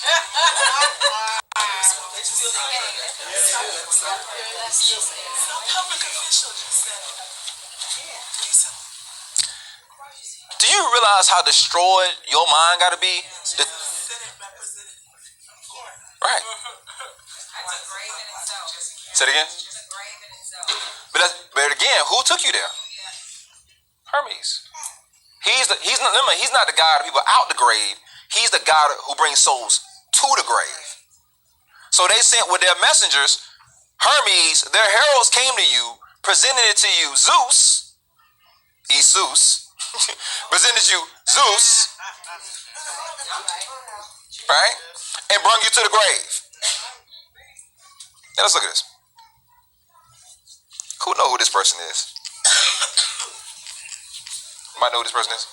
Yeah, Creflo Dollar. This is the person that most Americans have no idea about. This is what most British people don't know about. He's the inventor of the British Empire. He's like, what? How can you invent an empire? He's the inventor of the British Empire. His name is John Dee. Most people have no idea who he is. Most people haven't. This is from his book, A True and Faithful Revelation, which passed for many years between John Dee, mathematician and great fame, and it says some spirits tending to the general, adoration, I can't read this, of most states and kingdoms of the world. Them old English books had them super long titles. So this dude was a consultant of kingdoms. Him, and he had a dude that used to be rocking with him. That's the dude on the, I think this dude on the other side. But I'm just gonna read this real fast. So letters of sundry great men, the prince, blah blah blah blah blah blah, preface, blah blah blah blah blah. I ain't trying to read that. I'm gonna get you the context. Let's look at this. So that's with him with Queen Elizabeth. That's him with Queen Elizabeth. The current state of everything we doing right now, he the architect. He the architect. Yeah. So, do you know, have you ever seen the movie 007? Yep. It was based off him. She used to send him on missions. But he's also a warlock. So she would send him on missions to do cast spells, kill people, that kind of stuff. So, and then he would come back and get directives from him. So she was like M, or Penny, or whatever, Money Penny, or whatever. And he's the 007 character. So he was undercover to this day. I told you to this day it will be so many times. To this day, he's undercover. Nobody knows who he is. Nobody knows who John Dee is. Let's look at this. Tell you about the kingdom. So John Dee, and I forget his homie name, but he had his homie. They both were witches, were warlocks. And this is a time when Great Britain and England was at its lowest, right? During the Elizabethan era. By the way, what time period? 1600s.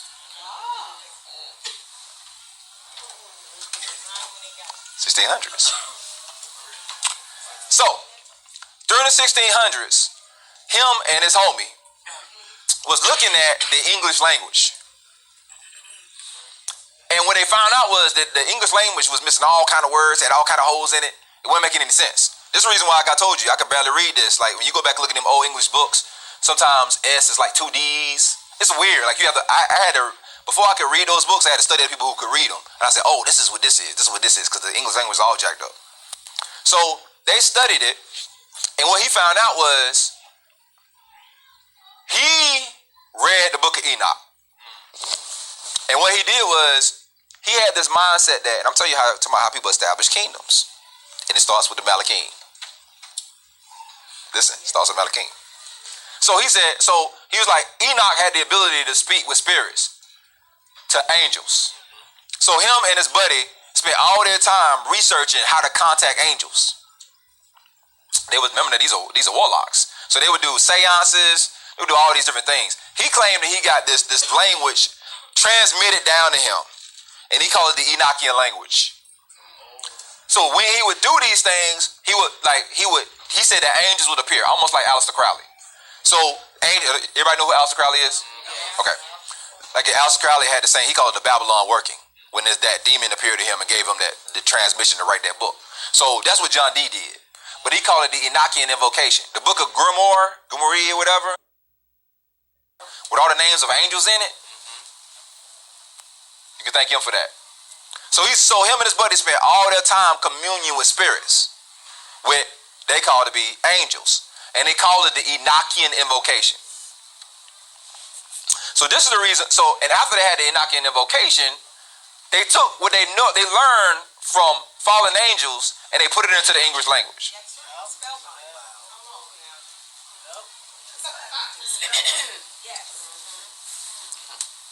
Real talk. Look it up. You get a chance to read about it. So this is the reason why this is how strong when I say the rod is in your mouth. You gotta understand, the kingdom is within you. Even so, Great Britain went an empire at that time. So he worked hand in hand with Queen Elizabeth to try to establish this empire. For the first thing they did was they rewrote the language, and he incorporated all the spells that he learned from talking to fallen angels. So everything you say in English is connected to a spell. And that's how they conquered you, with the rod of their mouth. So this is, I'm just giving you context. This is something I just copied, just give you an idea of this. We awake each morning and go off during the weekdays to earn a living at various jobs and undertakings. So we come to the weekend. So awake, what is awake? Awake is where you go to view the body of the dead. Mourning is what you do when you view that body. Weekdays mean that you're not familiar. You're weak. You don't know what's really going on with you. And undertaking is somebody who buries the person. These words went in the English language at the time, not that way. And then until you come to the what? The week end. So you go through the week. Like we say, we work all week for the next week, right? You literally in mourning. So every morning you get up and mourn that you during the weekdays to get to the weekend and repeat the whole context. And this seemed perfectly acceptable to most people. However, people die between 6 to 9 on Monday morning, more than any other time of the week. This is what this girl was writing about this, so I just copied it. So what do you do? So you have to speak the language, which is called a translation. Right? Which comes from the word trance. Right? While you're speaking or spelling, the word grammar comes from the word grimoire, which means book of spirits.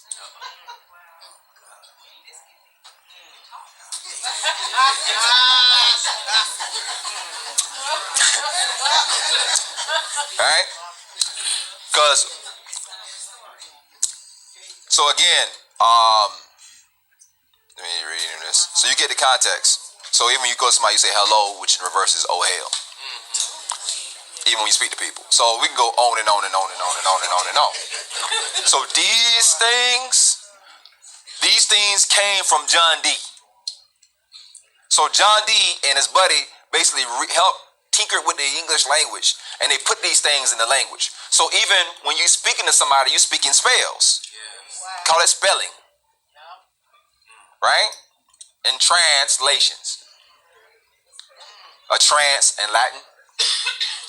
Because most of those Catholics, they do everything in Latin. Latin, translation. So anyway, here goes John Dee. John Dee was an Anglo-Welsh mathematician, astronomer, and occult philosopher, and advisor to Queen Elizabeth I. He spends much of his time in alchemy, divination, and Hermetic philosophy. So he spent all his time in Hermetic philosophy. This dude who was a known warlock, witch, all this other stuff. So let's look at it. Tell you how deep this thing get. Remember that he cut his teeth on Hermetic philosophy. And this is a book. I ain't advertising the book. You can go read up on John Dee and his influence of this whole entire construct that we live in right now. But I'm just giving you what this book said. It's a quote from it. John Dee is the original Elizabethan mage scientist who invented the British Empire and invested in it with magical power. He is to Elizabeth what Merlin was the author, except he was real. He is the original technology, weaponized memes, psyops, and empire building in gripping the authoritative account of how and why we became an occult society. I'm just thinking, a lot of movies where they have about warlocks, like Maryland, they always in England, and I think about a lot of the older buildings that they have. When you see the gothic creatures, the demonic looking creatures, and the gargoyles and stuff, Now, go ahead, I'm sorry. now you get the picture. Say it again. What kind of creatures? Demonic, the gargoyles. You just said you. Oh, England. Yeah, and what else? You said what kind of creatures? Gothic. Now, what do we talk about Gog and Magog? The Goths and the Visigoths.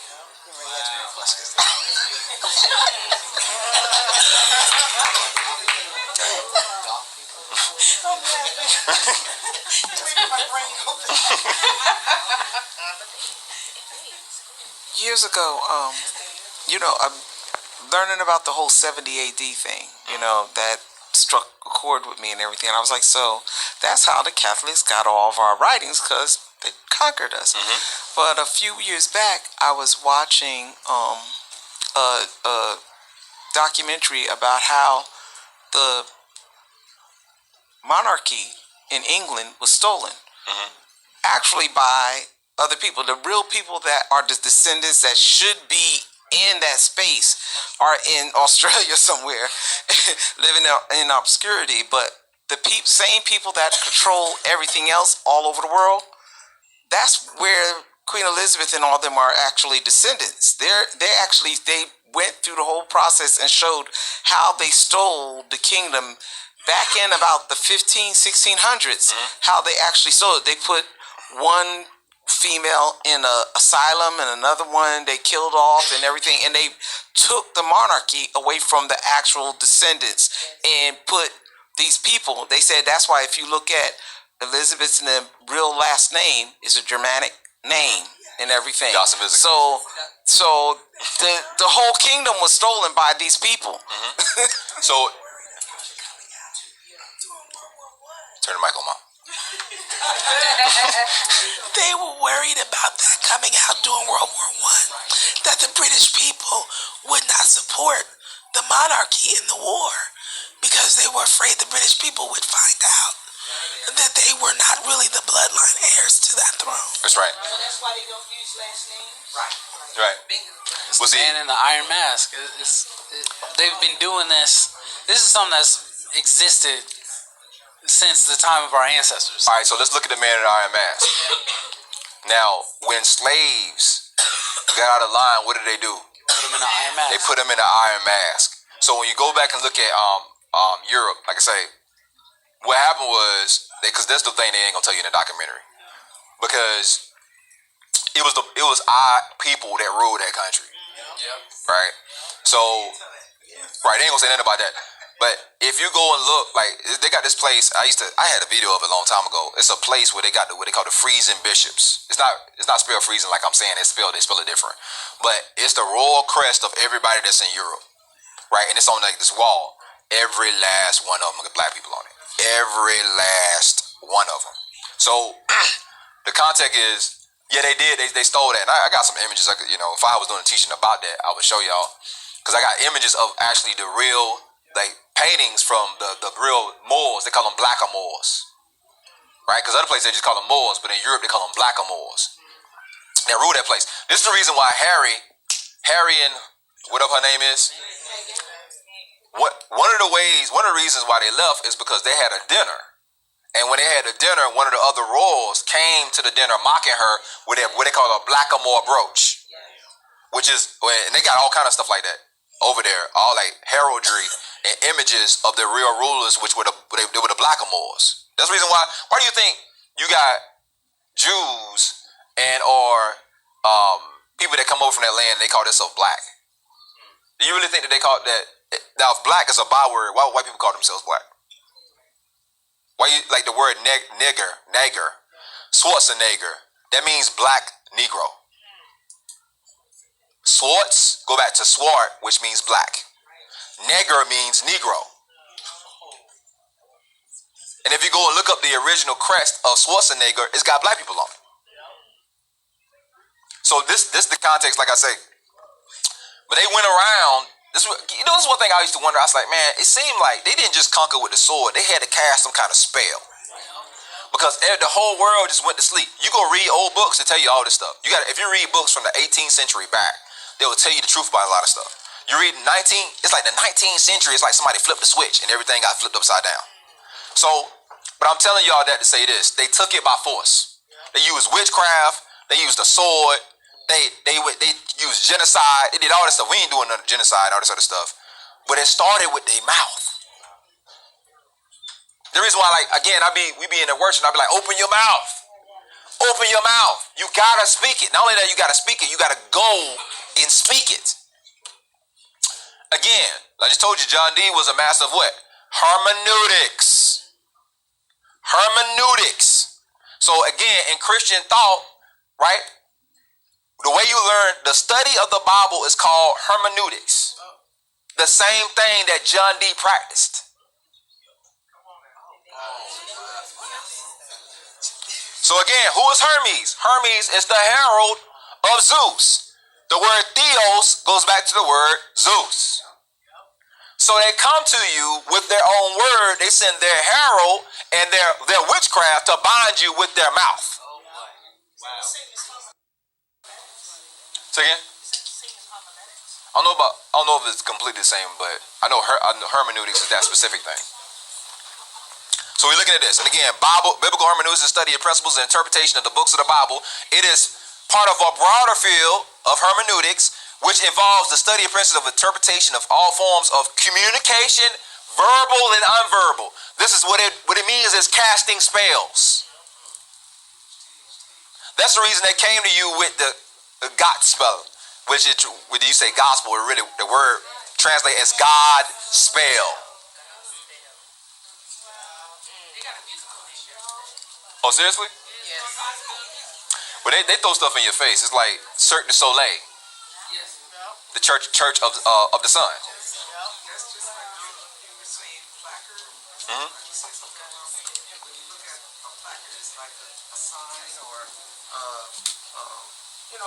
Your shirt. Right. It's a placard. So you're actually, making an announcement with your shirt. Right. A placard. So you think of people having the handicap placards. Mm-hmm. As soon as you have it in the window, it's like, oh, that person's handicapped. So that's what placard means. It's basically making an announcement. Right. So real fast. Let's rock this. So like I told y'all, we went through this stuff last time. So they put it in movies and stuff. So a herald is somebody that has to go before the god or the hero. And the best way I can explain it is, I used to, like I said, when I was a kid, I watched movies and read comics. So this dude is called Galactus. Galactus is called the Devourer of Worlds. The Devourer of Worlds. If he show up, it's the end of your planet. It's done. It's over with. Everybody gonna die. It's over. That was them. They showed up to Australia. Everybody died. They went to the Congo. Everybody died. They went to America. Everybody died. Right? When I mean everybody, I'm talking about like sometimes these ethnicities, about 60 to 75% of them dead. So, I mean, look at Native Americans. Think about it. They, quote unquote, they really Native Americans. Y'all get what I'm saying, though. Think about how many of them existed in America. Now it's like a handful of them on reservations. They wiped them all out. So anyway, he's coming, but he can never come unless he comes first. The herald. That's really what they call him in the comic, the Silver Surfer. So why would I say that? Because according to the text, you're the vessels of silver and gold. You are the silver surfers. You're the vessels of silver that go out to the four corners. Right? When you go, two things are going to happen. You're going to save the people and you're going to destroy this world. But you gotta go. I say you gotta go. You gotta go. And if you can't go, you gotta support going. You have to have something that you do that support it going out. And it's imperative. So I told you, this is symbols of heralds. They always go with the banner and the trumpet. You are the banner and you are the trumpet. Lift up your voice like a trumpet. That's what the text tells you to do. And say it again, Ma. And the people will be an ensign or a banner. And a banner, right? And it says what? Tell our people their transgressions. And tell the Zion your Elohim reigneth. So everywhere we go, we got to find out what Zion at and speak this thing to them. Right? So again, they know this. And the kicker right here is this man right here. Alice in Wonderland. He came, he brought to you Hermes. He came to you with hermeneutics. Because I don't know if y'all noticed, but in occult circles, the white rabbit is always associated, or it's a symbol of like an evil that's hidden. Right? Occult evil. Like when somebody say the white rabbit, if you watch movies, you know anything about the occult. That's basically what it is. The white rabbit is like a symbol that only people who are in the know. It's a world that if you follow the white rabbit, you will get to. That's the reason why Alice in Wonderland, well, after he blew the trumpet, he took Alice into the underworld. It's like the movie The Matrix. Right. The movie The Matrix. Yeah, when the woman appears at the door of Neo. Right. She has the white rabbit tattooed on her. And he had just read on the computer screen, follow the white rabbit. Right. Even if you look at it from a consumption standpoint, Leviticus 11 tells you that the rabbit is unclean. Right. So if you look at it from a ruachal aspect, you can look at it as don't consume the doctrine of the rabbit. That's right. Or the ways of the rabbit. Because the rabbit is unclean in all its ways. Now see, so let's look at that. So once Alice followed the rabbit, once he came and was the herald to bring her into the underworld, she only had, remember he had the time, she's taking the time, because only got so much time to do it, right? And he brings her into what? The subject of the queen.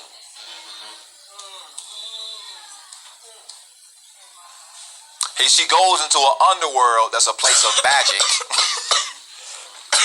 And it's under the authority of the queen. The woman? Right? Remember? She got two women. I was talking to somebody today. I said, do you know the whole entire walk is about two women? The whole entire book is about two women. Zion and the whole Babylon.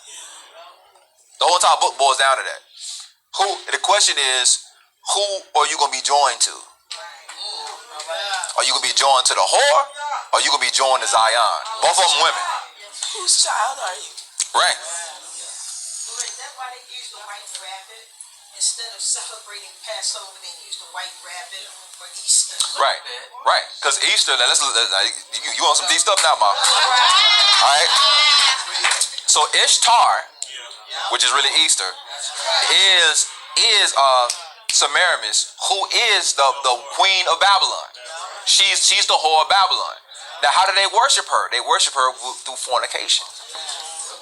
That's the reason why the white rabbit is a rabbit is a symbol of fornication. They getting it on like rabbits. You ever heard somebody say that? It's a fertility symbol. This was the iniquity the fathers committed at Moab. Right. Yeah. Baal Peor. Right? So it's the context. So going back to that white rabbit, because that white rabbit is going to lead you to the whore. It's going to lead you to fornication. It's going to lead you to the queen. Right? And then with the queen, anyway. So you get the context. All these are things they showing you right in your face. It's there if you understand it. How do we take this? How can we really internalize this and then birth it out? Knowing that, hey, look, I'm trying to get you to see is I'm not just talking. This is what they did. What I'm trying to implore y'all, because the text even says that we should go and compel. So I'm compelling y'all to understand that, hey, look, man, this is how we got into this place. This is all we can get out. We need all of y'all. What can you do to get this done? Some of y'all are going to be teachers, need to go out. That's your gift. Some of y'all is going to be some of your musicians that need to go. Some of y'all might be filmmakers. Whatever you're doing. Whatever you're doing, you got to do it now. You got to do it now. Ain't no more time. Got to do it now. Where you at? Present yourself. This is the time that everybody must present themselves before the Most High. This is the moed. This is the window. Some of y'all got finances. Bring them. Bring them. I don't care nothing about, they're trying to be like the church. Bring them and kick that person out. No more time for playing. That's right. If you come to the assembly, this is the goal. Seek ye first. How do we do this? Strategy. What do we got to do? Exactly. So we passed time. So I'm gonna do this. We're gonna get to the last thing. Nah, it's alright, man. We'll continue on Wednesday.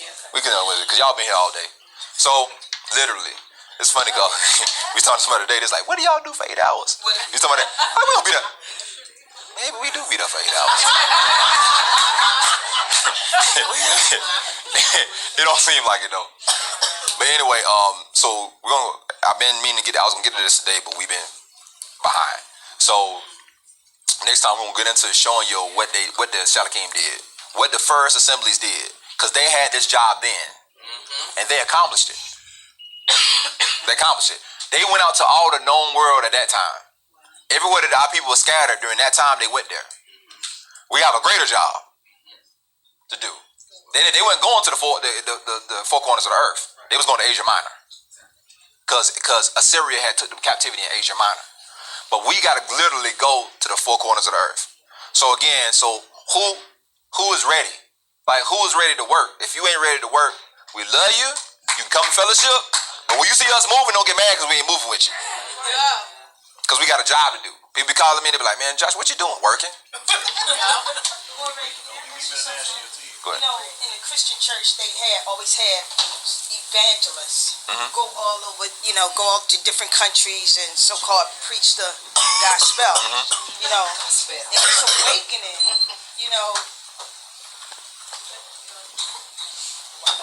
I know we do movies, I know we fellowship, but how do we present the gospel all over the world? Because I'm still thinking about how in Christianity they would send evangelists. That's what I'm about to get into. Yeah. You got to realize that what you're talking about is money. Yeah. Right. Because it's simple. Say again? That's one part of it. Right. We take what we doing and then we go to where they at. Right? It's really that simple. Where me and Mo are already looking into doing that. We're trying to find out places like I said, we're trying to go to the places where we've been scattered to, where there's big numbers of us at. And we take the exact same thing that we do here. Right? Like this next awakening ain't gonna be PowerPoints. PowerPoints is part of it. It's gonna be PowerPoints. Right. we gonna Right.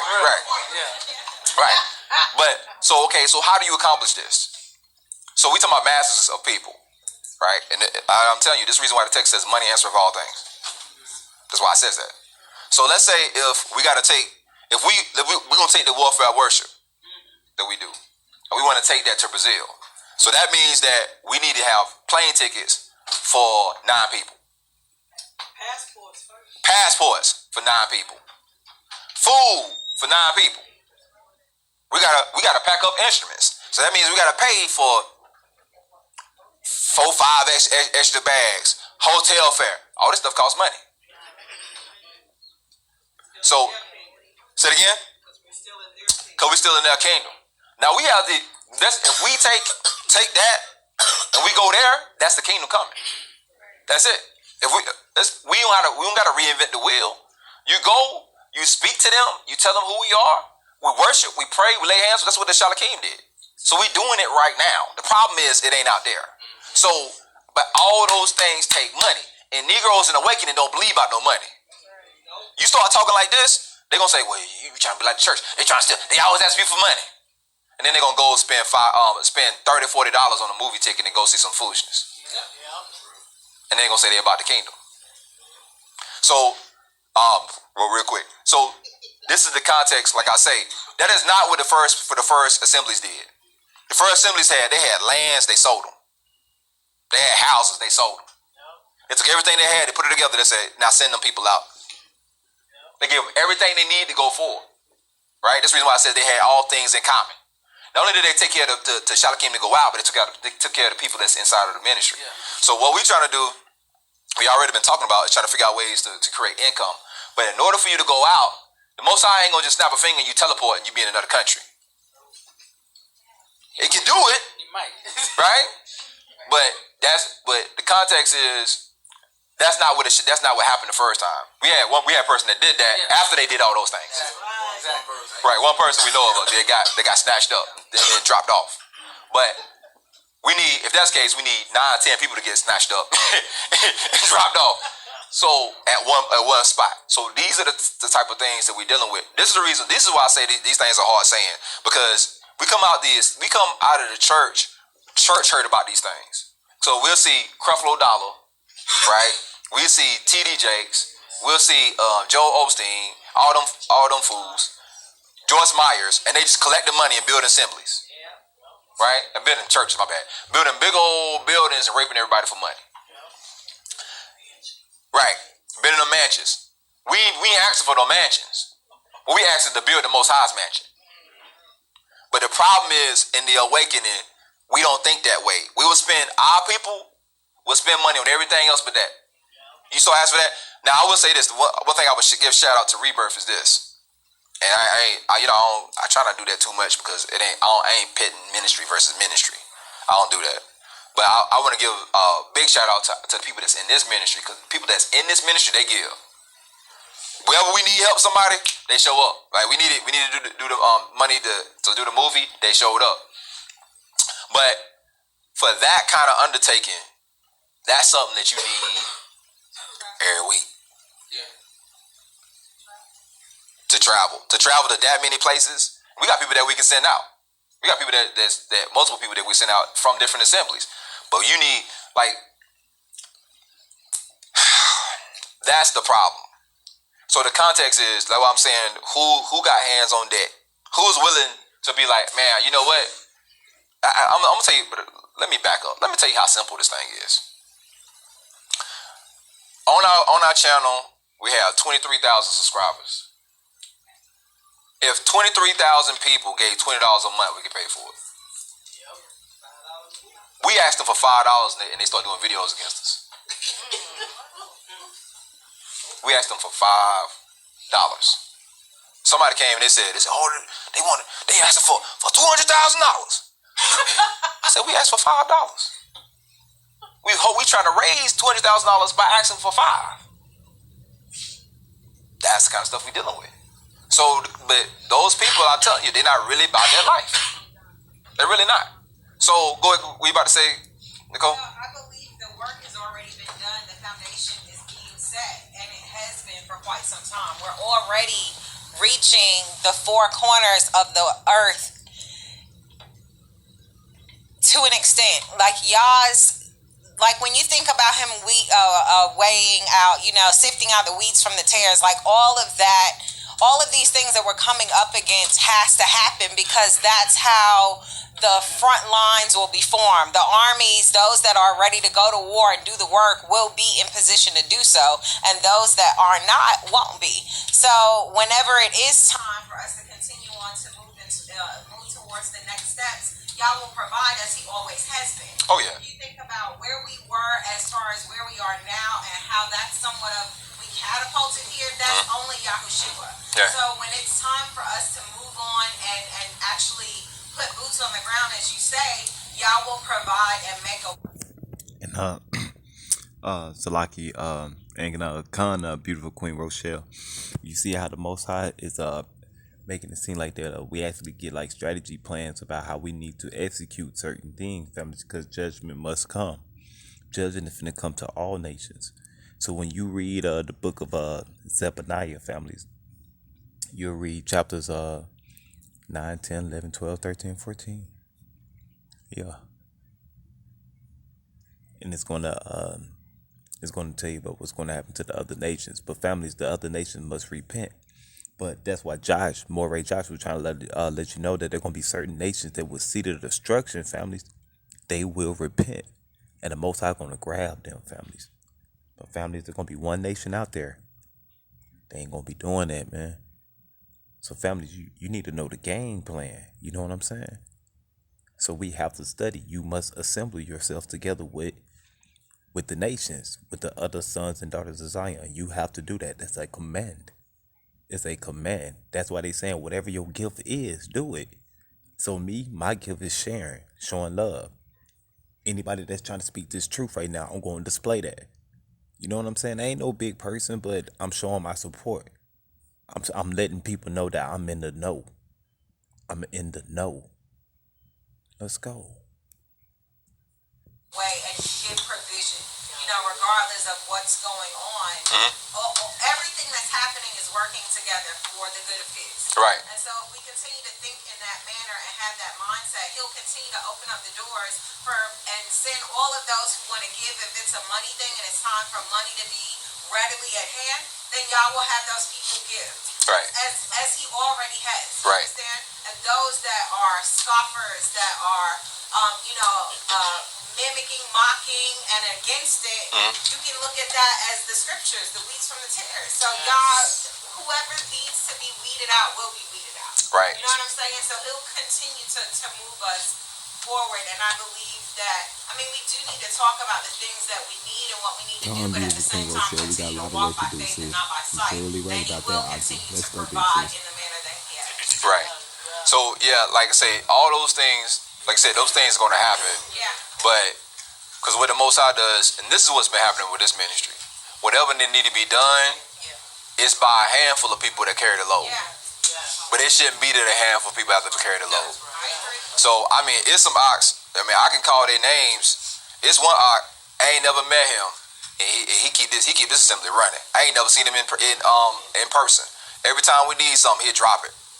Big chunks at a time, like whatever we need. So anytime something got to be paid for, like bathroom, $450 to fish out the toilet, we ain't got to worry about it to a certain extent at that time, because the Most High been use him, even though we might be behind or whatever, behind or not behind, whatever we need, he would use that person. It's like a handful of people that's like that. They come through, and there's people in this assembly that's constant, same thing.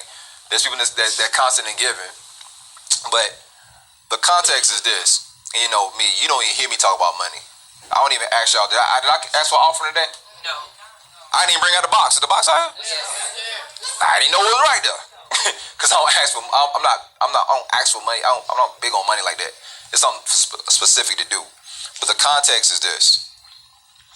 Like you said, we gotta have boots on the ground. We gotta go out, right?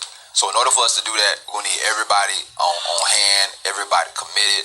And like I said, and there's ways for us to easily do it, but it shouldn't be that it shouldn't be 20 people carrying a load for 20,000. Obviously, I'm just speaking to you, but obviously, everyone's still missing a big piece of the chunk. Let me say it to you like this: giving is. You gotta mute.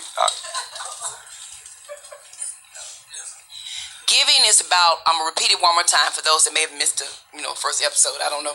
Giving is about obedience. I'm going to say it one more time. I've heard Josh say he doesn't do that money thing, but a leader is steady telling you something over and over and over again, and you taking it lightly. All acts of things that righteousness for him we're supposed to do, and giving is a big part. The same way the assemblies did when they chose amongst the people who's supposed to do the widows and orphans and things like that. He said giving. You still thinking in Babylon, too comfortable. Instead of thinking about giving away all your things and your possessions, that's when the faith comes in, Nicole, because I give away everything. Yes, he's going to make me have a place to live. Yes, he said the righteous, they never beg for bread, neither do my seed, because he's going to make me have food, raiment, and shelter. You got to think beyond that. That's right. This right here, he said, if you bless in this work, the real word is about to go out. You blessing that, that's like a place in the kingdom. Do you understand that? This is not a bribe or nothing like this. This is your chance. You're not doing anything else. You ain't got nothing but money. And I'm not understanding it. I'm just kind of missing this point. And I'm at this point, that's a disobedience thing too. When people, Josh said as nice as he can, but I'm telling you what the scripture says. If you don't believe it, read the scriptures. It says to give. And you give not grudge of necessity, because who loves a cheerful giver? Yah does. But this is, to know how to do it good and do it not is a sin. Right. Hallelujah. Right. There you go, my faith without works is dead. So, I ain't going to keep belaboring. I want to say one thing. Go ahead. Okay. So, yeah, it's probably not good. Just push the bottom in. Check. So, what I'm realizing is that we have a lot of individuals who want to reap the reward or see the salvation come to fruition, but they're not willing to labor with their hands. Right. So most people do this thing where they say, Yahuwah is going to provide, right? They say this thing, but most of the times when Yahuwah provides, it's through the hands of someone who was inspired by him. Right. Like Yahuwah, if he wanted, he could drop a big bag of money out the sky. Right. But Yahuwah tests the hearts of men. So the faith comes in in regards to you giving is, I have faith that what I'm giving this to is going to come to fruition. The person who is initiating this thing that I'm giving to is going to prosper, because that person walks in the same amount of righteousness as me. That's why I'm giving. Right. So when we say Yahuwah provides, we know that Yahuwah provides for all of our means, but most of the times it's at the hands of your brother or at your sister. If you want a word from Yahuwah, if you're not hearing from him directly, it comes from your brother or from your sister. That's right. So we can't keep using this cliche phrase when it comes to Yahuwah provides, and not understand that he's using you to provide for another.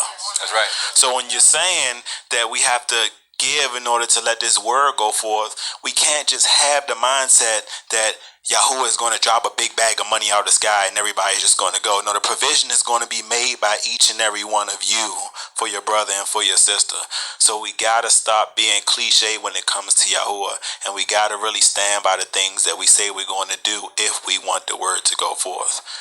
And that was really grieving me when I was sitting here listening in regards to people just want Yahuwah to be this big magician, but the law and the prophets fall upon two things: love Yahuwah with all your mind, heart, soul, and being, and love your neighbor as yourself. Right.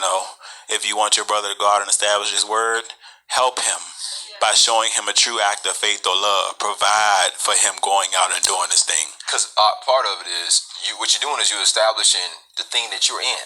Yeah. You're not everything else you do, you establishing their kingdom. You go to their restaurant, you establishing their kingdom. You paying taxes to establish their kingdom. We don't know that we paying taxes to go and fight wars and kill innocent people.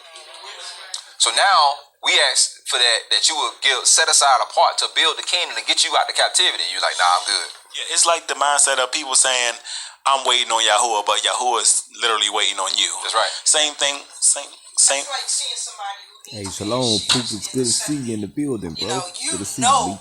They need to pay attention. You can see their feet are raggedy, but you say, I'm going to pray for you. Or you say, Yahuwah is going to provide. Yeah, when Yahuwah, he's using you as the vessel to provide for them. Yeah. So I don't want to just keep hammering, because we're going to talk about it. I'm going to give scripture.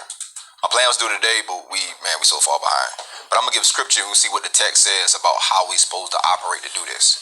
There's a formula already laid out for it. Yes. But anyway, saying all that to say, that's the time we in. It's gonna take that. It's gonna take, and it's crazy because there's unrighteous Israelites who is doing exactly that, spreading unrighteousness because people are funding that. That's right. In the four corners, in Ghana, in Jamaica, people calling me like, yeah, they in all Uganda with that because people are funding it. Then you in the wake like, man, I want people to know about this word. Support it. The reality is you won't be here until you do. That's the reality. Right. Who is looking for those who got the glory on their face? That's right. And what you give to, what you give your time to, your talents, your attention, money, everything, that's going to be a glory on your face. That work that you've put in that hasn't been grievous to you, he's going to come and examine to see who's willing to go and put all their being into this kingdom work. If the foundation of the kingdom is those that are sent out, what do you think you're going to be in the kingdom if you help those? Like, what do you think? What kind of place you think that's going to be at? And again, it ain't just money. So some people, it's their gift. Like, praise y'all, we talking about how them, my Pam and Shirai and them going into the activation because I've been watching them and Ruach told me about it today. Because some of y'all, it's your gift, and there are people. It's two different groups right now. There's people who are gifted but not chosen. And there's people who are chosen and gifted but not coming forth. Neither one of those things is gonna work. So, cause I tell y'all all day, you can be the most gifted person all day. If I see that you're not chosen, I ain't gonna put you out there. I don't care how good you can. I'm not that dude because I know what that leads to. Cause when you put somebody when you push somebody that's gifted but not chosen. Not only are they gonna destroy everybody, they're gonna destroy themselves. Because the mantle of that thing is like gonna become Shaul. It's gonna be your own downfall. You're gonna fall on your own sword. But then there's other people who's gifted and chosen, but they ain't going out there. Some people are prayer warriors. That's Shirai. Shirai going in. So it's time for her to step forward. Same thing with my Pam. I saw her today. Most I said, like I was watching Ruach said, you see her, she going forward now. She going forward. Shout out to my Pam. I done seen the whole transition with my Pam. Man, the Most High done a great work in my Pam, and she's still moving forward. So now it's time for her. And the people that don't know her, you have no idea how talented my Pam is. Man, she, we be joking because Yiska like that too. When people know how talented Yiska, I call her a ninja because she got all kind of gifts that nobody know about. And anytime you talk to her, like, man, you can do that too? You learn that? So, but the same thing with my Pam. My Pam is very gifted, and the Most High is going to use her in this hour too for all those gifts. Some of y'all like it's finance. To know how to deal with finances and books. That's your gift. It's all kind of different gifts. Man, all those things is going to the text is for the edification of the body. To build the body up. So we in that time now that's gotta happen. We gotta strategize. We gotta seek ye the kingdom first. Not Popeyes first. Not the mall first. Right? We gotta seek the kingdom first. That means I ain't saying you can't do nothing else. Go do what you want. I ain't saying you can't. You gotta spend every single week in the morning like a kingdom. But I'm saying but you gotta be like, that gotta be a motivation. It's gotta be you get up in the morning, you be like, what I gotta do to help get this thing done? What do we gotta do? Pause. And that's the beauty that I love that about right there, families, because during this awakening, this great awakening that we are encountering, families, right in front of our eyes, families, we are living that precept that they was talking about hundreds and thousands of years ago, families. We are actually living that. We done became that precept, families, of a curse to a blessing. You know what I'm saying? So we asking the Most High to turn His face to us again, families. So, families, man, it was based upon disobedience, families. That's the reason why we fell off. So you got to get retaught again, families. You have to come back to your culture. You have to put work into that. You have to put work into that. And that's why he's talking about Ema, and he's seeing how she done transgressed from not knowing nothing about her history. And families, how she actually speaking in families and ready to speak to other daughters of Zion families to wake up her sisters.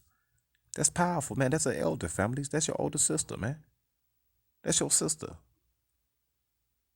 Just knowing that we supporting that love, families, they don't even know who we are yet. But one day the Most High Yah is going to bring us all together, families, face to face. Let's go, man. Right? And so, and for the people anyway, so that's the context. We'll talk about the rest on Wednesday. Hopefully we're gonna enter into that whole mode of understanding what it did at the time of Moshe and what it did during the time of the Shalakim, because it was the same thing. Same thing. All right. So anyway, everybody with me? Everybody good? No questions. Go ahead, make the mouse, man. You good?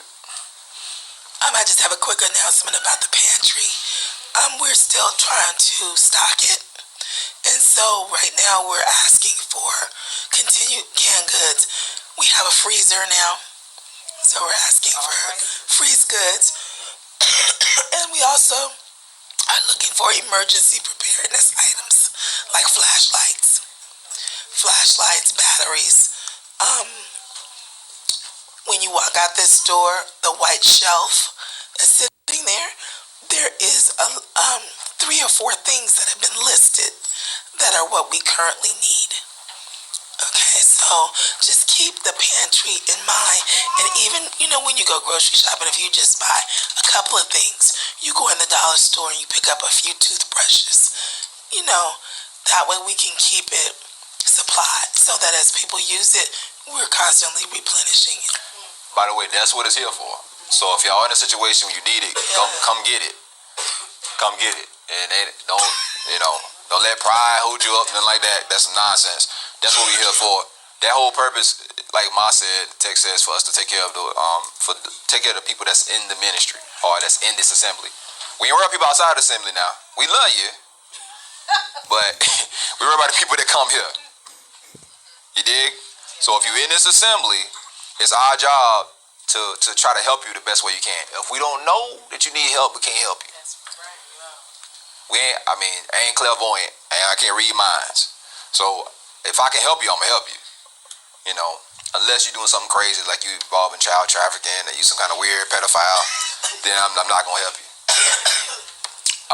But if you were part of this assembly, you trying to go forth, we're gonna try to help you the best way we know how. So that's what that's for. If you need that help, let somebody know. Let's go, sis. That's what it's there for. Hallelujah. Hallelujah. Emma, you gonna pray? All right, family.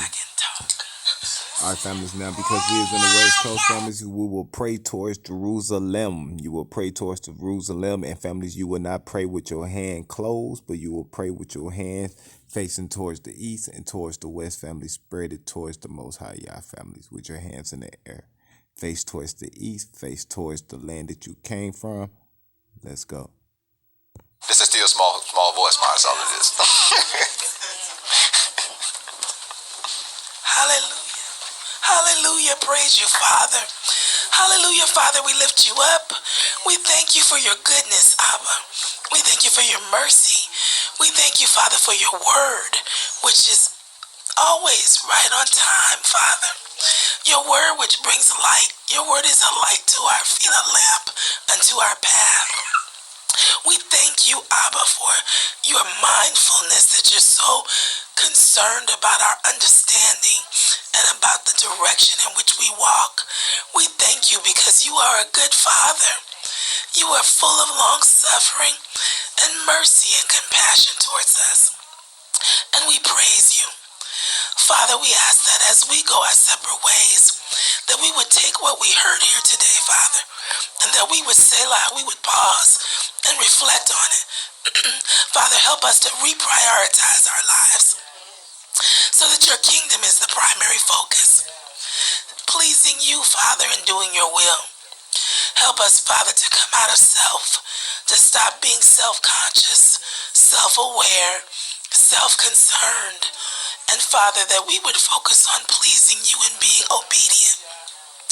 Help us, Father, those of us who have the ability to give, help us to keep giving at the forefront of our minds.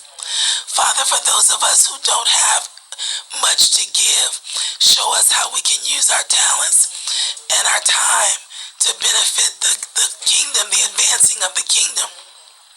Father, we ask you, help us in the name of Yahushua to walk, Father, upright before you so that we can accomplish your purpose for our lives. Father, we ask that you would help us to maintain what we gained here today. The breakthroughs that happened, the walls that came down, the forgiveness that we gave. Father, help us to not lose 1 inch of ground that we gained, but help us to continue to advance, to continue to step forward, to go deeper and to grow higher. Help us, Father, to grow like you planned for Yehuda, where our roots will grow down deep and our fruit would come upward. We ask, Father, that you bless rebirth, that you help rebirth, Father, to go to the 4 corners of the earth. But we ask that you show us our part.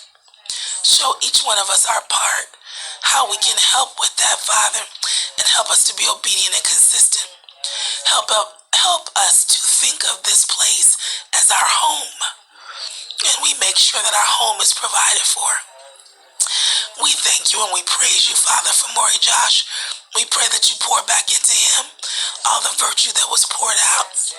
We pray that you pour back into every minister the virtue that was poured out of them today, Father. We lift up Ak Yosef, and we ask you to pour back into him virtue that was poured out. We ask you, Father, that you protect us all as we go our separate ways. Put a hedge of protection around us. Keep us safe from harm, Father. And we ask that you help us, Father, to please you. We ask that you cause your face to shine upon us, and that when you look upon us, you are pleased, Father. We ask that in any way, if we are displeasing, you show us, that we might repent and correct it. And we ask these things in the name of Yahushua HaMashiach. Hallelujah. Hallelujah. Hallelujah. All right, shalom, everybody in the house. Shalom. Everybody online. Then the Yahoo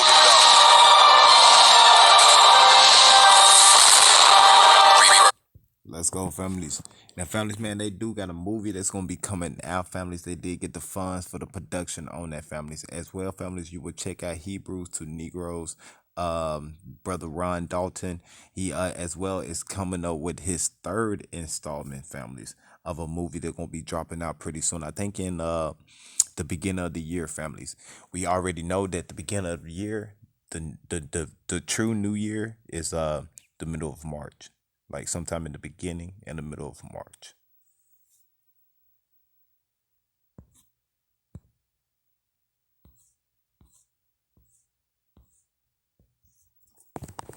It's not every day in a suit and tie. Lot of difference between you and I. Never knew about the other Alright, side. families, I got one more joint that I'm going to give y'all, families. It's going to be of some lost history about ice hockey. Interesting. Let's go. Nike Tech fleece, Gucci slides on the via rail, but I'd rather fly. Principalities rule the skies, infiltrated spirit, no disguise. Devil working, but I never mind, cause the Holy Spirit got me purified. Never knew about the other side. The life we're living, this is do or die. And even though I have been redesigned, I'd be lying if I said I never lied. I ain't perfect, so I gotta try. I ain't make it, so I gotta grind. You've been down, but just give me time. You've been down, but just give me time. Give me a feel. I'm busy working with the crew. I'm 2020 with the view. Couldn't walk a mile in my shoe. Got a lot of plans written on this paper, and if you ain't with it, then I see you later. But to level up, no elevator. He orders my steps, no calculator. I'm saying, let me introduce you to a lifestyle that you can never, ever lose. Even though hard times may come, heaven's only one call away. So simmer down. The Son of God got the crown. See, I was lost, now I'm found. Nothing but a clay from the ground. I caught a wave, never drowned. So we push a star doing rounds. We push a star doing circles. I assassinate the beat with verbals. I used to smoke up on that purple. And when you quit, they gon' curse you. It turned me to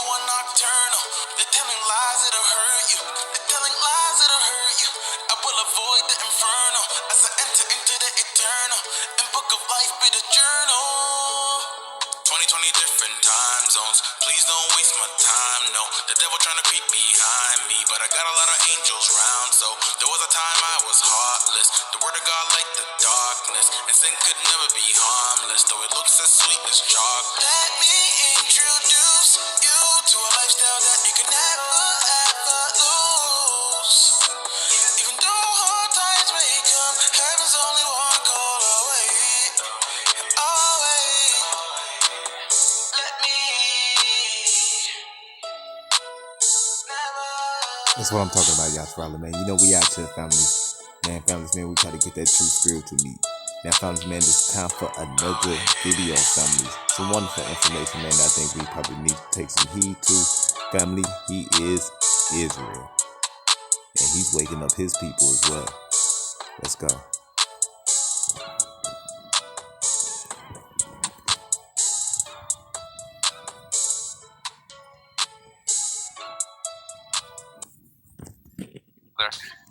Going around and looking at all the contributions that the Aboriginals gave to the world, and one of those things is hockey. All right, let me just show you. All right, because remember, we're talking about the so-called Negro, and we're talking about American Indians. All right, so it says hockey field and ice shiny, right? Pre-contact, North American Great Plains, Plateau, Southwest, and Northeast cultures.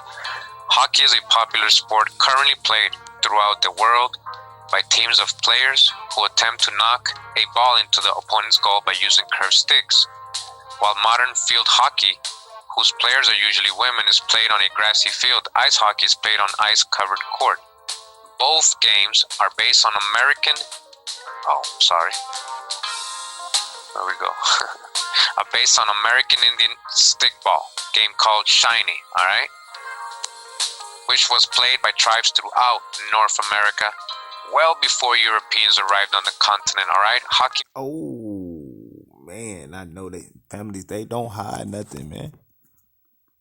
They don't hide nothing. That prophecy that Daniel was talking about when the Most High Yah told him to close the book into the latter days, when knowledge increases, families, that prophecy been fulfilled. It been fulfilled. And families, knowledge is steady being thrown out there, families. It's just boom, boom. It's coming out the woodwork, families. Boom, boom, boom, boom.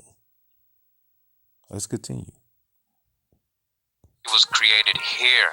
Hockey originated here. So when they're telling us Boston Bruin means Negro or black, so-called black, right? Bruin. Now we know why they named, where they're getting these names from. Remember, they do it in all these sports teams. They have a lot of subliminal, names on this, and it's all usually indigenous names or references that they're using. Even the sport itself, it's indigenous. All right, so the first people that taught them to do this was Indians. So they're just mimicking, they're mocking really when they're saying Boston Bruins, because those were probably the Indians who taught them there. The Indians in the Northeast, in Boston, Massachusetts, and all these areas in New England is who taught them that. That's why, and they're naming them what? Bruins, right? Black or Negro, black. They probably try to make it seem like it's Blackbeard, but they just telling you right here where we just read that it means Negro or black. The dark skin, not an animal. All right, so let's continue here. It says frequently Indians played shiny on ice. Alright, frequently on ice. The players used a wooden ball or one made of buckskin that could only be touched with the stick or kicked with the feet. Alright, it was primarily American Indian women who played shiny. Occasionally men, sometimes co-ed teams played shiny games. These original versions of field hockey were known by many names depending on the tribe that played it, but they were given the universal name of shiny by early anthropologists. Alright, that's what they were calling it, shiny. They didn't want you to know, so they saying it's the hockey, but the shiny. Alright, an indigenous sport, American Aboriginal sport. Alright, you get creative. You're like, yo, look at the ice, man. This is always here.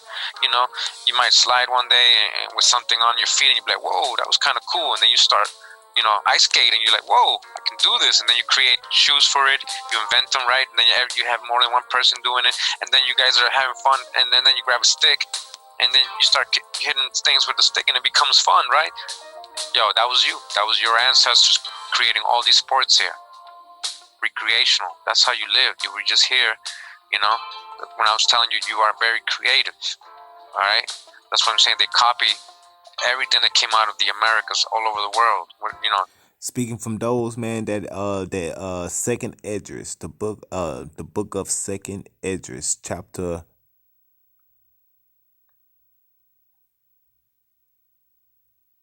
Was it chapter 3 and 40?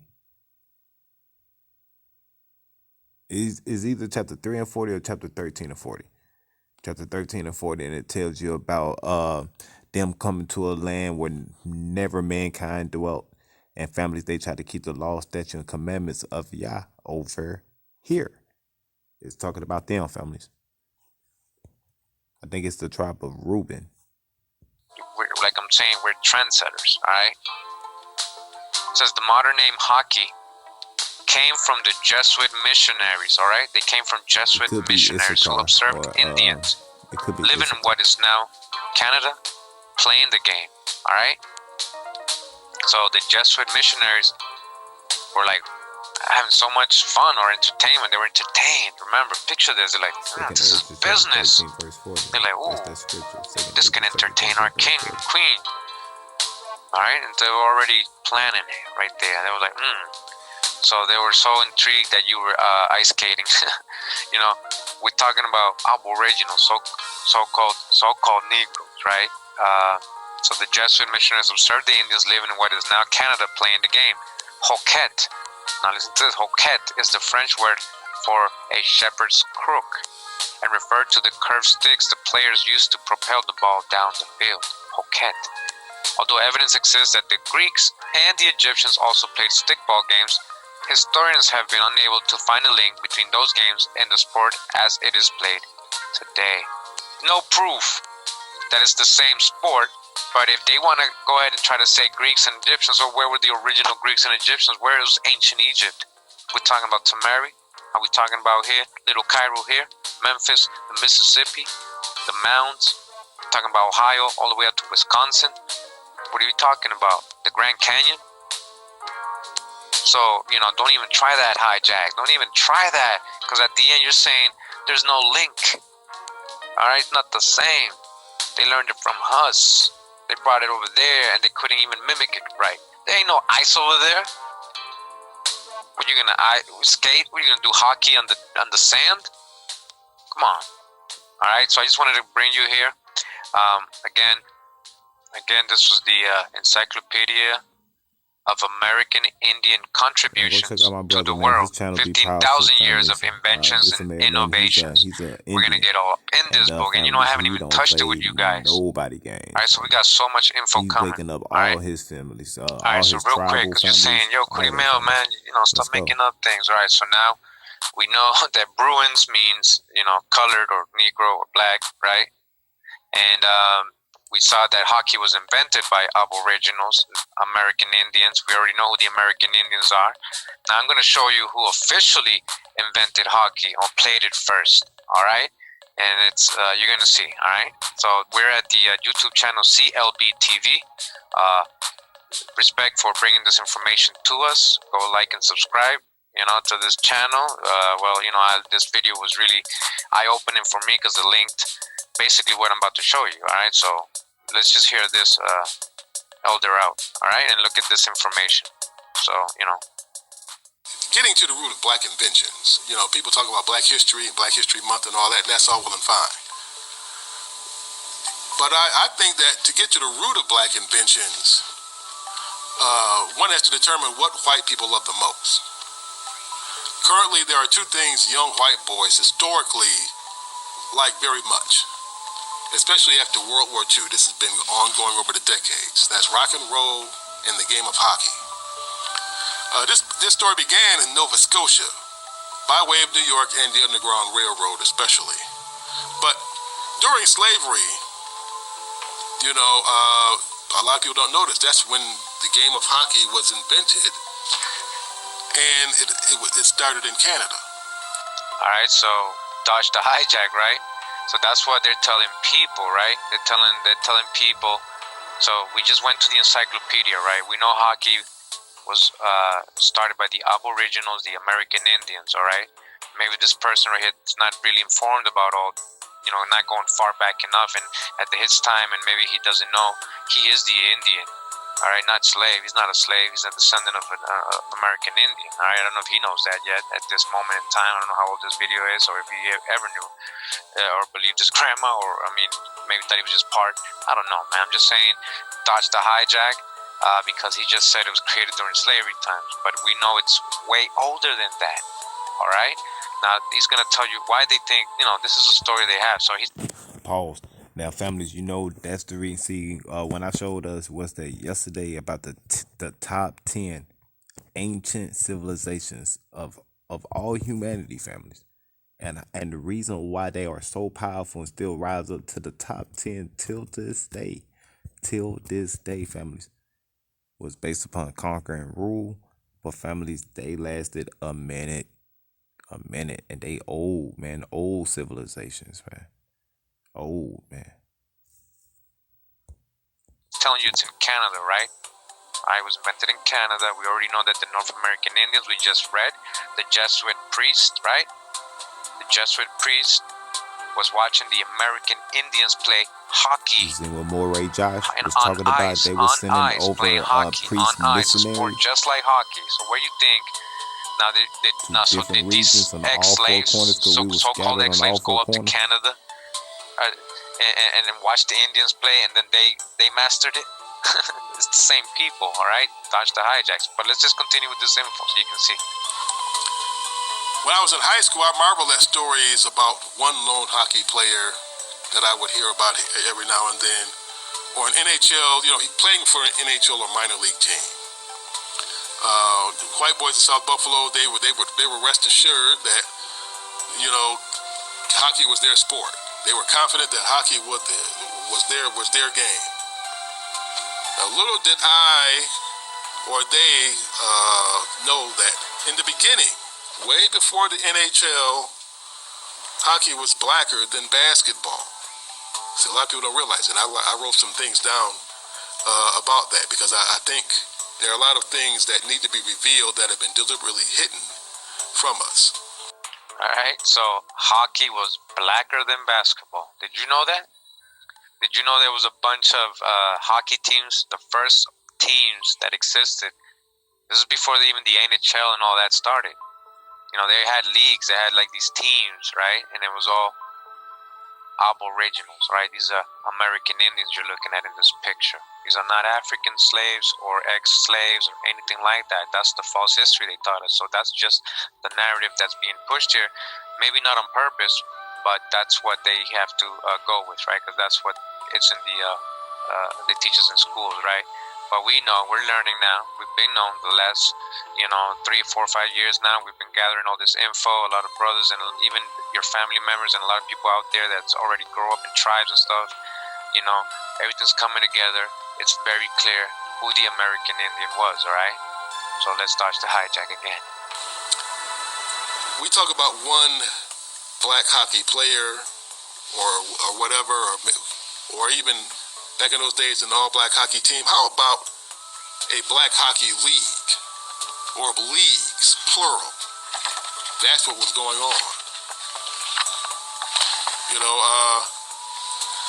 You white kids, a lot of white kids out there, especially from Boston, who cursed and aimed racial slurs at PK Saban a few weeks ago, or Joel Ward 2 years ago. Both of them coincidentally scoring the winning goals in playoff games against their beloved Boston Bruins. These same kids would be shocked to realize that there were all black hockey leagues in Canada, just a couple hundred years ago. All right, a couple hundred years ago? Who are we really talking about when we're saying so-called black leagues? These are American Indians. You see, they were kicking ass. They were mad. They went to play the Bruins, and the white people got mad because they lost, because these brothers were scoring. These American Indian Aboriginals who were good at it, they were the ones skating. This is before you knew anything about fear, in fear of water, in fear of ice. You were trying out everything. Wherever region you were, you dominated and you became skillful at everything that was around you. Alright, you became good at it. So if there's snow and ice, well, you dominated. You became good at that. Alright? Maybe even for survival. They were catching things and on ice, walking on ice, fishing, but it became a sport. This is ancient. Now he's saying a couple hundred years back, everything was black. All hockey was black. So-called black. Touch the hijack. And they would be shocked to view photographs and stories of the first black hockey players.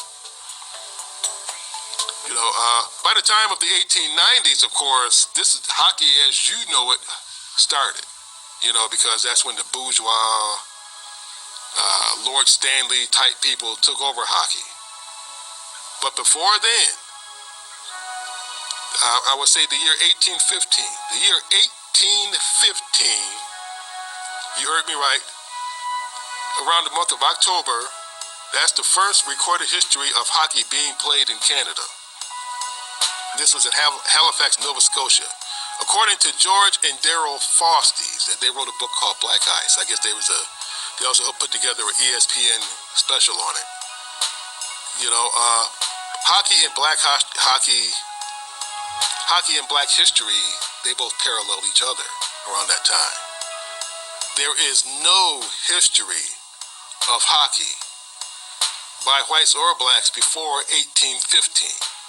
It started with black players from 4 families at that time during the fall of 1815. All right, so again, we know it started with the American Indians, right? It's the American Indians that invented this, and it's the same people he's calling black. All right, so yes, it would be rational, it would be logical that it would be these so-called 4 people that invented it, right? So they narrowed it these down. Maybe they're the ones who just made it or patented it or said, hey, let's make a sport out of it with the pale faces. Let's make a business out of this, right? Like, why? Because it's part of their historical tradition. It's one of their culture, right? It's part of their culture to play the sport, all right? With their family members and their friends and their tribes. Maybe that's how they settled arguments with other tribes, because that's what they did in Mesoamerica with their sports. All right, let's continue. Dodge the hijack. The Corney family, the Williams family, the Monroes, and the Leals, Leale. Through much of the most of the Black Canadian history, this has all been destroyed. Okay, or lost. Probably both. But this is the earliest. 1850 was the earliest history of hockey, and it was all black. Amazingly enough, this is something that needs to be broadcast repeatedly, because what you have today is a misinformation machine that's making young white kids think that that's their sport, that's all white sport. And oddly enough, you got basketball. Basketball's invented by a white man, but it's played mostly by African American players. Game of hockey started by escaped slaves. Alright, so let's dodge the hijack again. He said African American. Nope.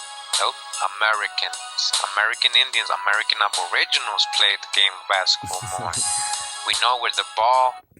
Hey, that's why I love. You gotta love my brother right here, man. And families, man. He be trying to let people know, like, families, man. Way before, like, the Most High Yah has actually gave a lot to people that was already over here, while the world that during the Persian captivity and the Greek captivity, while they was going over the stuff that they was going through at that time, families, the Most High Yah had gave a whole civilization, land, families, way over here, man, while they was going through what they was going through. And then Judah will be mixed with Ephraim again, families. That's why it says the house of Ephraim and the house of Yehudah.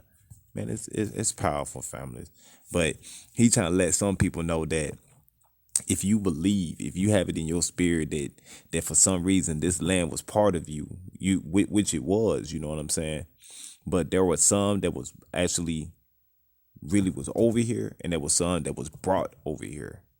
You know, the way my spirit feels, it seemed like that my ancestors was the ones that was brought over here. You know what I'm saying? So I don't know why my spirit feel like that. You know what I'm saying? But we actually have those who believe that they had to always been over here. You know what I'm saying? Like, for real. The rubber ball and all that rubber itself, and that's the ball, and powerful. where there's ball courts and they play basketball, football, everything. I'm gonna have a video. I'm gonna show you all this, okay? This is part of real anthropology, real research. All right, we're not just making stuff up here, and there's nothing to disrespect this elder right here. But obviously, he's missing that information. And maybe I bet you if he knew, he would embrace it. He'd be like, wow, no wonder. He'd be like, no wonder. No wonder, it all makes sense. Doesn't it all make sense? This land will become desolate. Those slaves were more than just, they became more than just hot. That's the sad thing about this land right here, families. This land will become desolate. You know what I'm saying? That's a prophecy that was written about Babylon. You know what I'm saying? So, hey, we can't stop that, families. We can't stop that as it is written. So those that actually dig into Revelations and you dig into the prophecies of Jeremiah and Ezekiel and Isaiah, you know what I'm saying? Then actually finna tell you about the destruction of Edom in the book of Obadiah. You know what I'm saying? If you're not afraid to go to them type of books right there, families, then families, you will truly know what salvation is all about. Players, they became activists, very bold, very aggressive activists. They not only invented the sport of hockey, they revolutionized it. From every position, the slap shot, everything, the style of skating, all of that. That was us. So we're going to cover this again in the future. But in the meantime, I just wanted to put that out there. Feel free to comment on it, your objections, and do research on it. Don't just give me some of your blurted out opinions without doing any any investigating. Google it, go to the library, find out about it for yourself. My name is Chris Stevenson. Thank you for watching Policy and Prejudice. You be safe. All right. So yeah, that was from, I don't know if it was his production, but this channel brought it up for everybody. CLB TV. Thanks a lot. All praise, family, man. I just wanted to go and show that video, families, just to show y'all, man, that there's actually people out here, man. They be dropping some jewels, man. They be dropping some jewels, families, and I'm talking about some, man, jewels.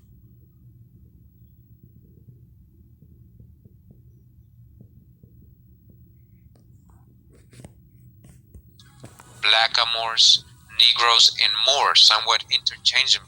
All right, who they were doing that to? People of Africa, not America. People of Africa. All right, because all these terms just meant people who had dark skin. Interchangeably, but it was to people of Africa. They were calling Moors or Blackamoors. Negro gradually came to be the dominant term, especially after exhaustive contact with the Spanish and the Portuguese.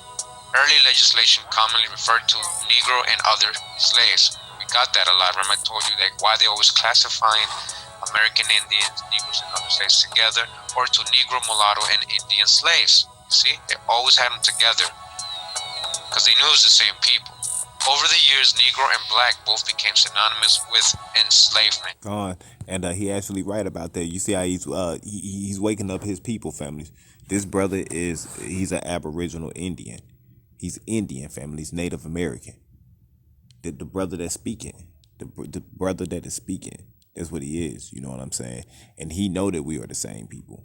You know what I'm saying? We are brothers. We got cousins out here, families. But I mean that we don't claim because you don't believe that they part of this nation and stuff. I don't know what they got going on, families. I really don't know. That's why I've been learning ordership. That's why I go to my classes. I try to learn, families. I'm trying to train my mind, retrain my mind, families. And in order for me to retrain my mind, I must be taught correctly. Being around people that are rightly dividing the word of truth to make you want to go learn your history. Something that will strip from you. Who sat there and said that you got to die without knowing? Who told you that? I know Yah didn't. The Most High Yah didn't. He said he gonna bring all things to your remembrance. So I know Hasatan is a lie, families. If somebody is out here trying to sit here and tell you that you wasn't supposed to go back into the past to find out the reason of why you living the way you living today and what your future hold for you. That's powerful, man. Hasatan is a lie if he think that I wasn't supposed to know that. If you wasn't supposed to know it, families, then what do predestination mean then? You was predestined to know certain things. Period. Can't nobody stop that, man. That's why Brother Moray Josh was talking about whatever your spiritual gift is. It could be cooking. It could be knowing how to read. It could be taking care of kids. It could be doing worldly duties in the kingdom. It could be doing any of these things, families, to establish the kingdom, family, because the kingdom of the Yah is within you. But you must speak these things into existence, families, the rod of your mouth. I'm learning. I'm showing how I'm learning, families. That's why I'm glad that the sons and daughters that be in the building, families, you know you Yasharala. You know you Israel. You feel it in your heart. That's why you trying to learn. Who sat there and said that it's wrong trying to find out who you are when these scriptures are talking all about you? It's powerful, man. Let's continue. All right. And then we got info. It says here, from Indian to colored, to Negro to black to African American. Right. So labels play an important role in defining groups and individuals who belong to the groups. This has been especially true for racial and ethnic groups in general. Since we talking about Negroes, this Negro right here, brother Jesse Jackson, want to sit here and spoke for a whole nation, families, and we've been calling ourselves that since. That's crazy. And for blacks in particular, over the past century, the standard term for blacks has shifted from colored to Negro to black, and now perhaps to African American. All right. Now, where does that start? It says history. It says in 1988, Reverend Jesse Jackson, with the help of the American government, convinced America's black population to adopt a now legal. The man paused that to adopt. Then the Most High Yah said that we will become adoption of children. You know what I'm saying? In him, families. This man spoke for a whole nation. Term African American. I was weaponized and pushed in majority white-owned media as a term many people of color were in support of, but in reality, it had no real support from the black community. So they used the media, right? We learned, right, of the media. The influencing use is a big weapon they use against us, right? The media, to influence our mind, to influence the general public, all right? So they're saying they were pushing it on the media, that it was a big thing amongst, everybody in America was loving the term. Yeah, all in every hood, everybody was loving it. Oh yeah, call me African. No, but that was not true. It has no real support from the black community. It had no choice in the matter, not even a vote. You didn't even get a vote. You're like, you want to call yourself African American? Well, too bad, too late. You have to now, from now on. The term started to seep into the culture at large. It was used like all other name changes. But this time, dissociate any American Indian with dark skin from the continent. So that was the final strike right there. Because then they put the African, so automatically everybody forgets the origin, you being indigenous to this land. Because maybe before that you were like, well, I'm Negro, I'm colored, but I'm also Indian.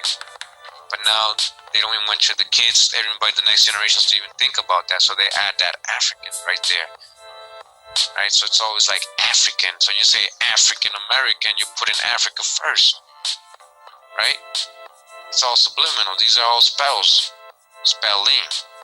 Alright? This was the final nail in the coffin on erasing the identities of the people once. Pause.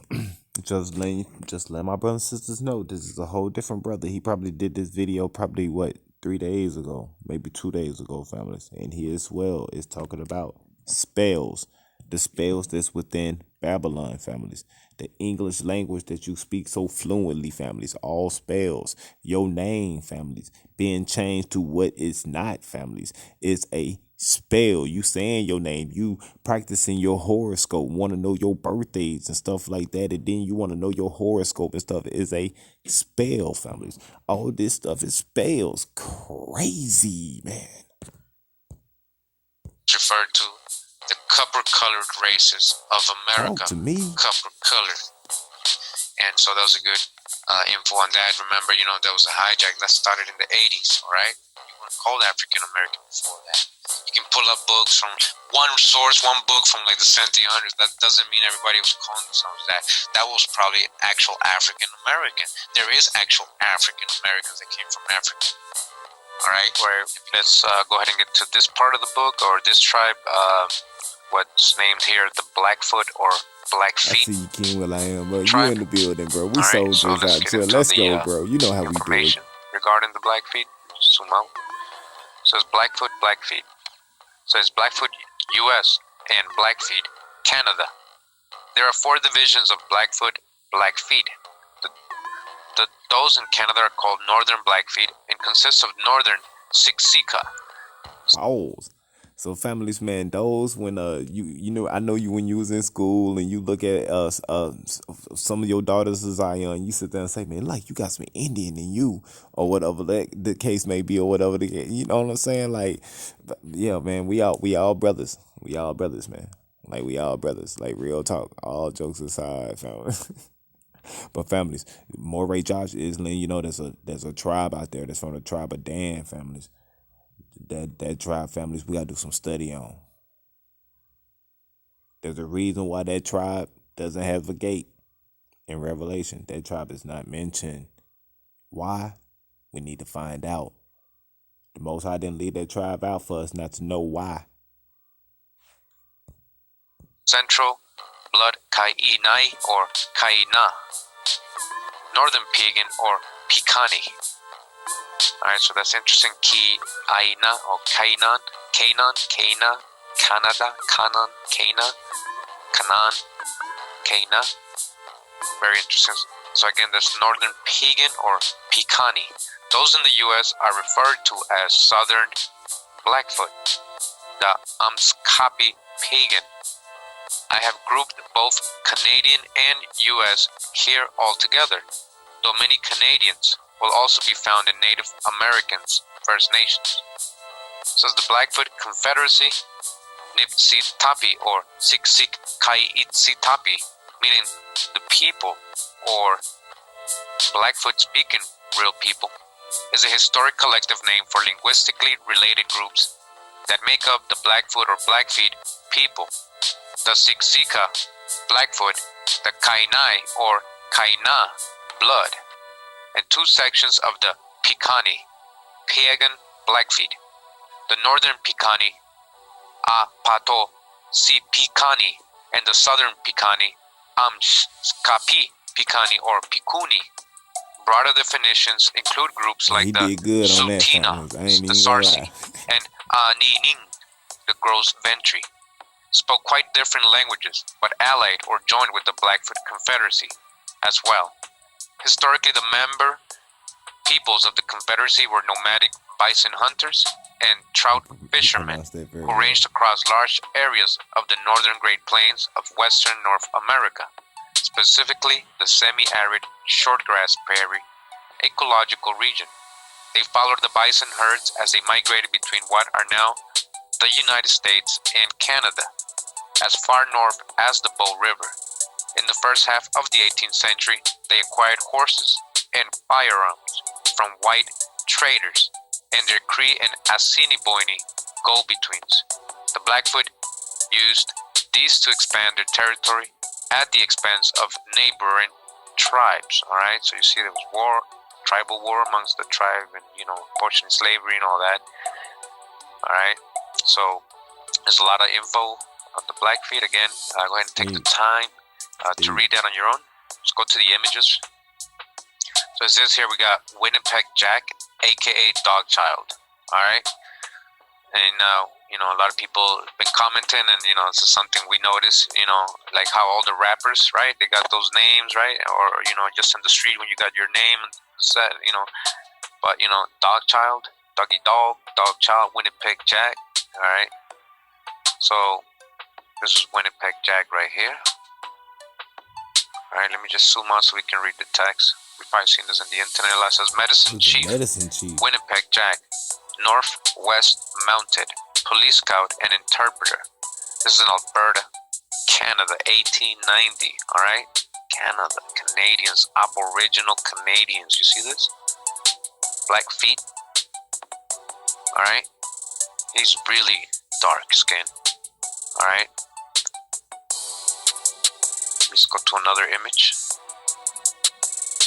Alright, so I just wanted to show you a colorized version of this picture. This is from the internet, allposters.com, but it's all over the internet. Actually, you go to any where they have archives of Indians, he'll appear.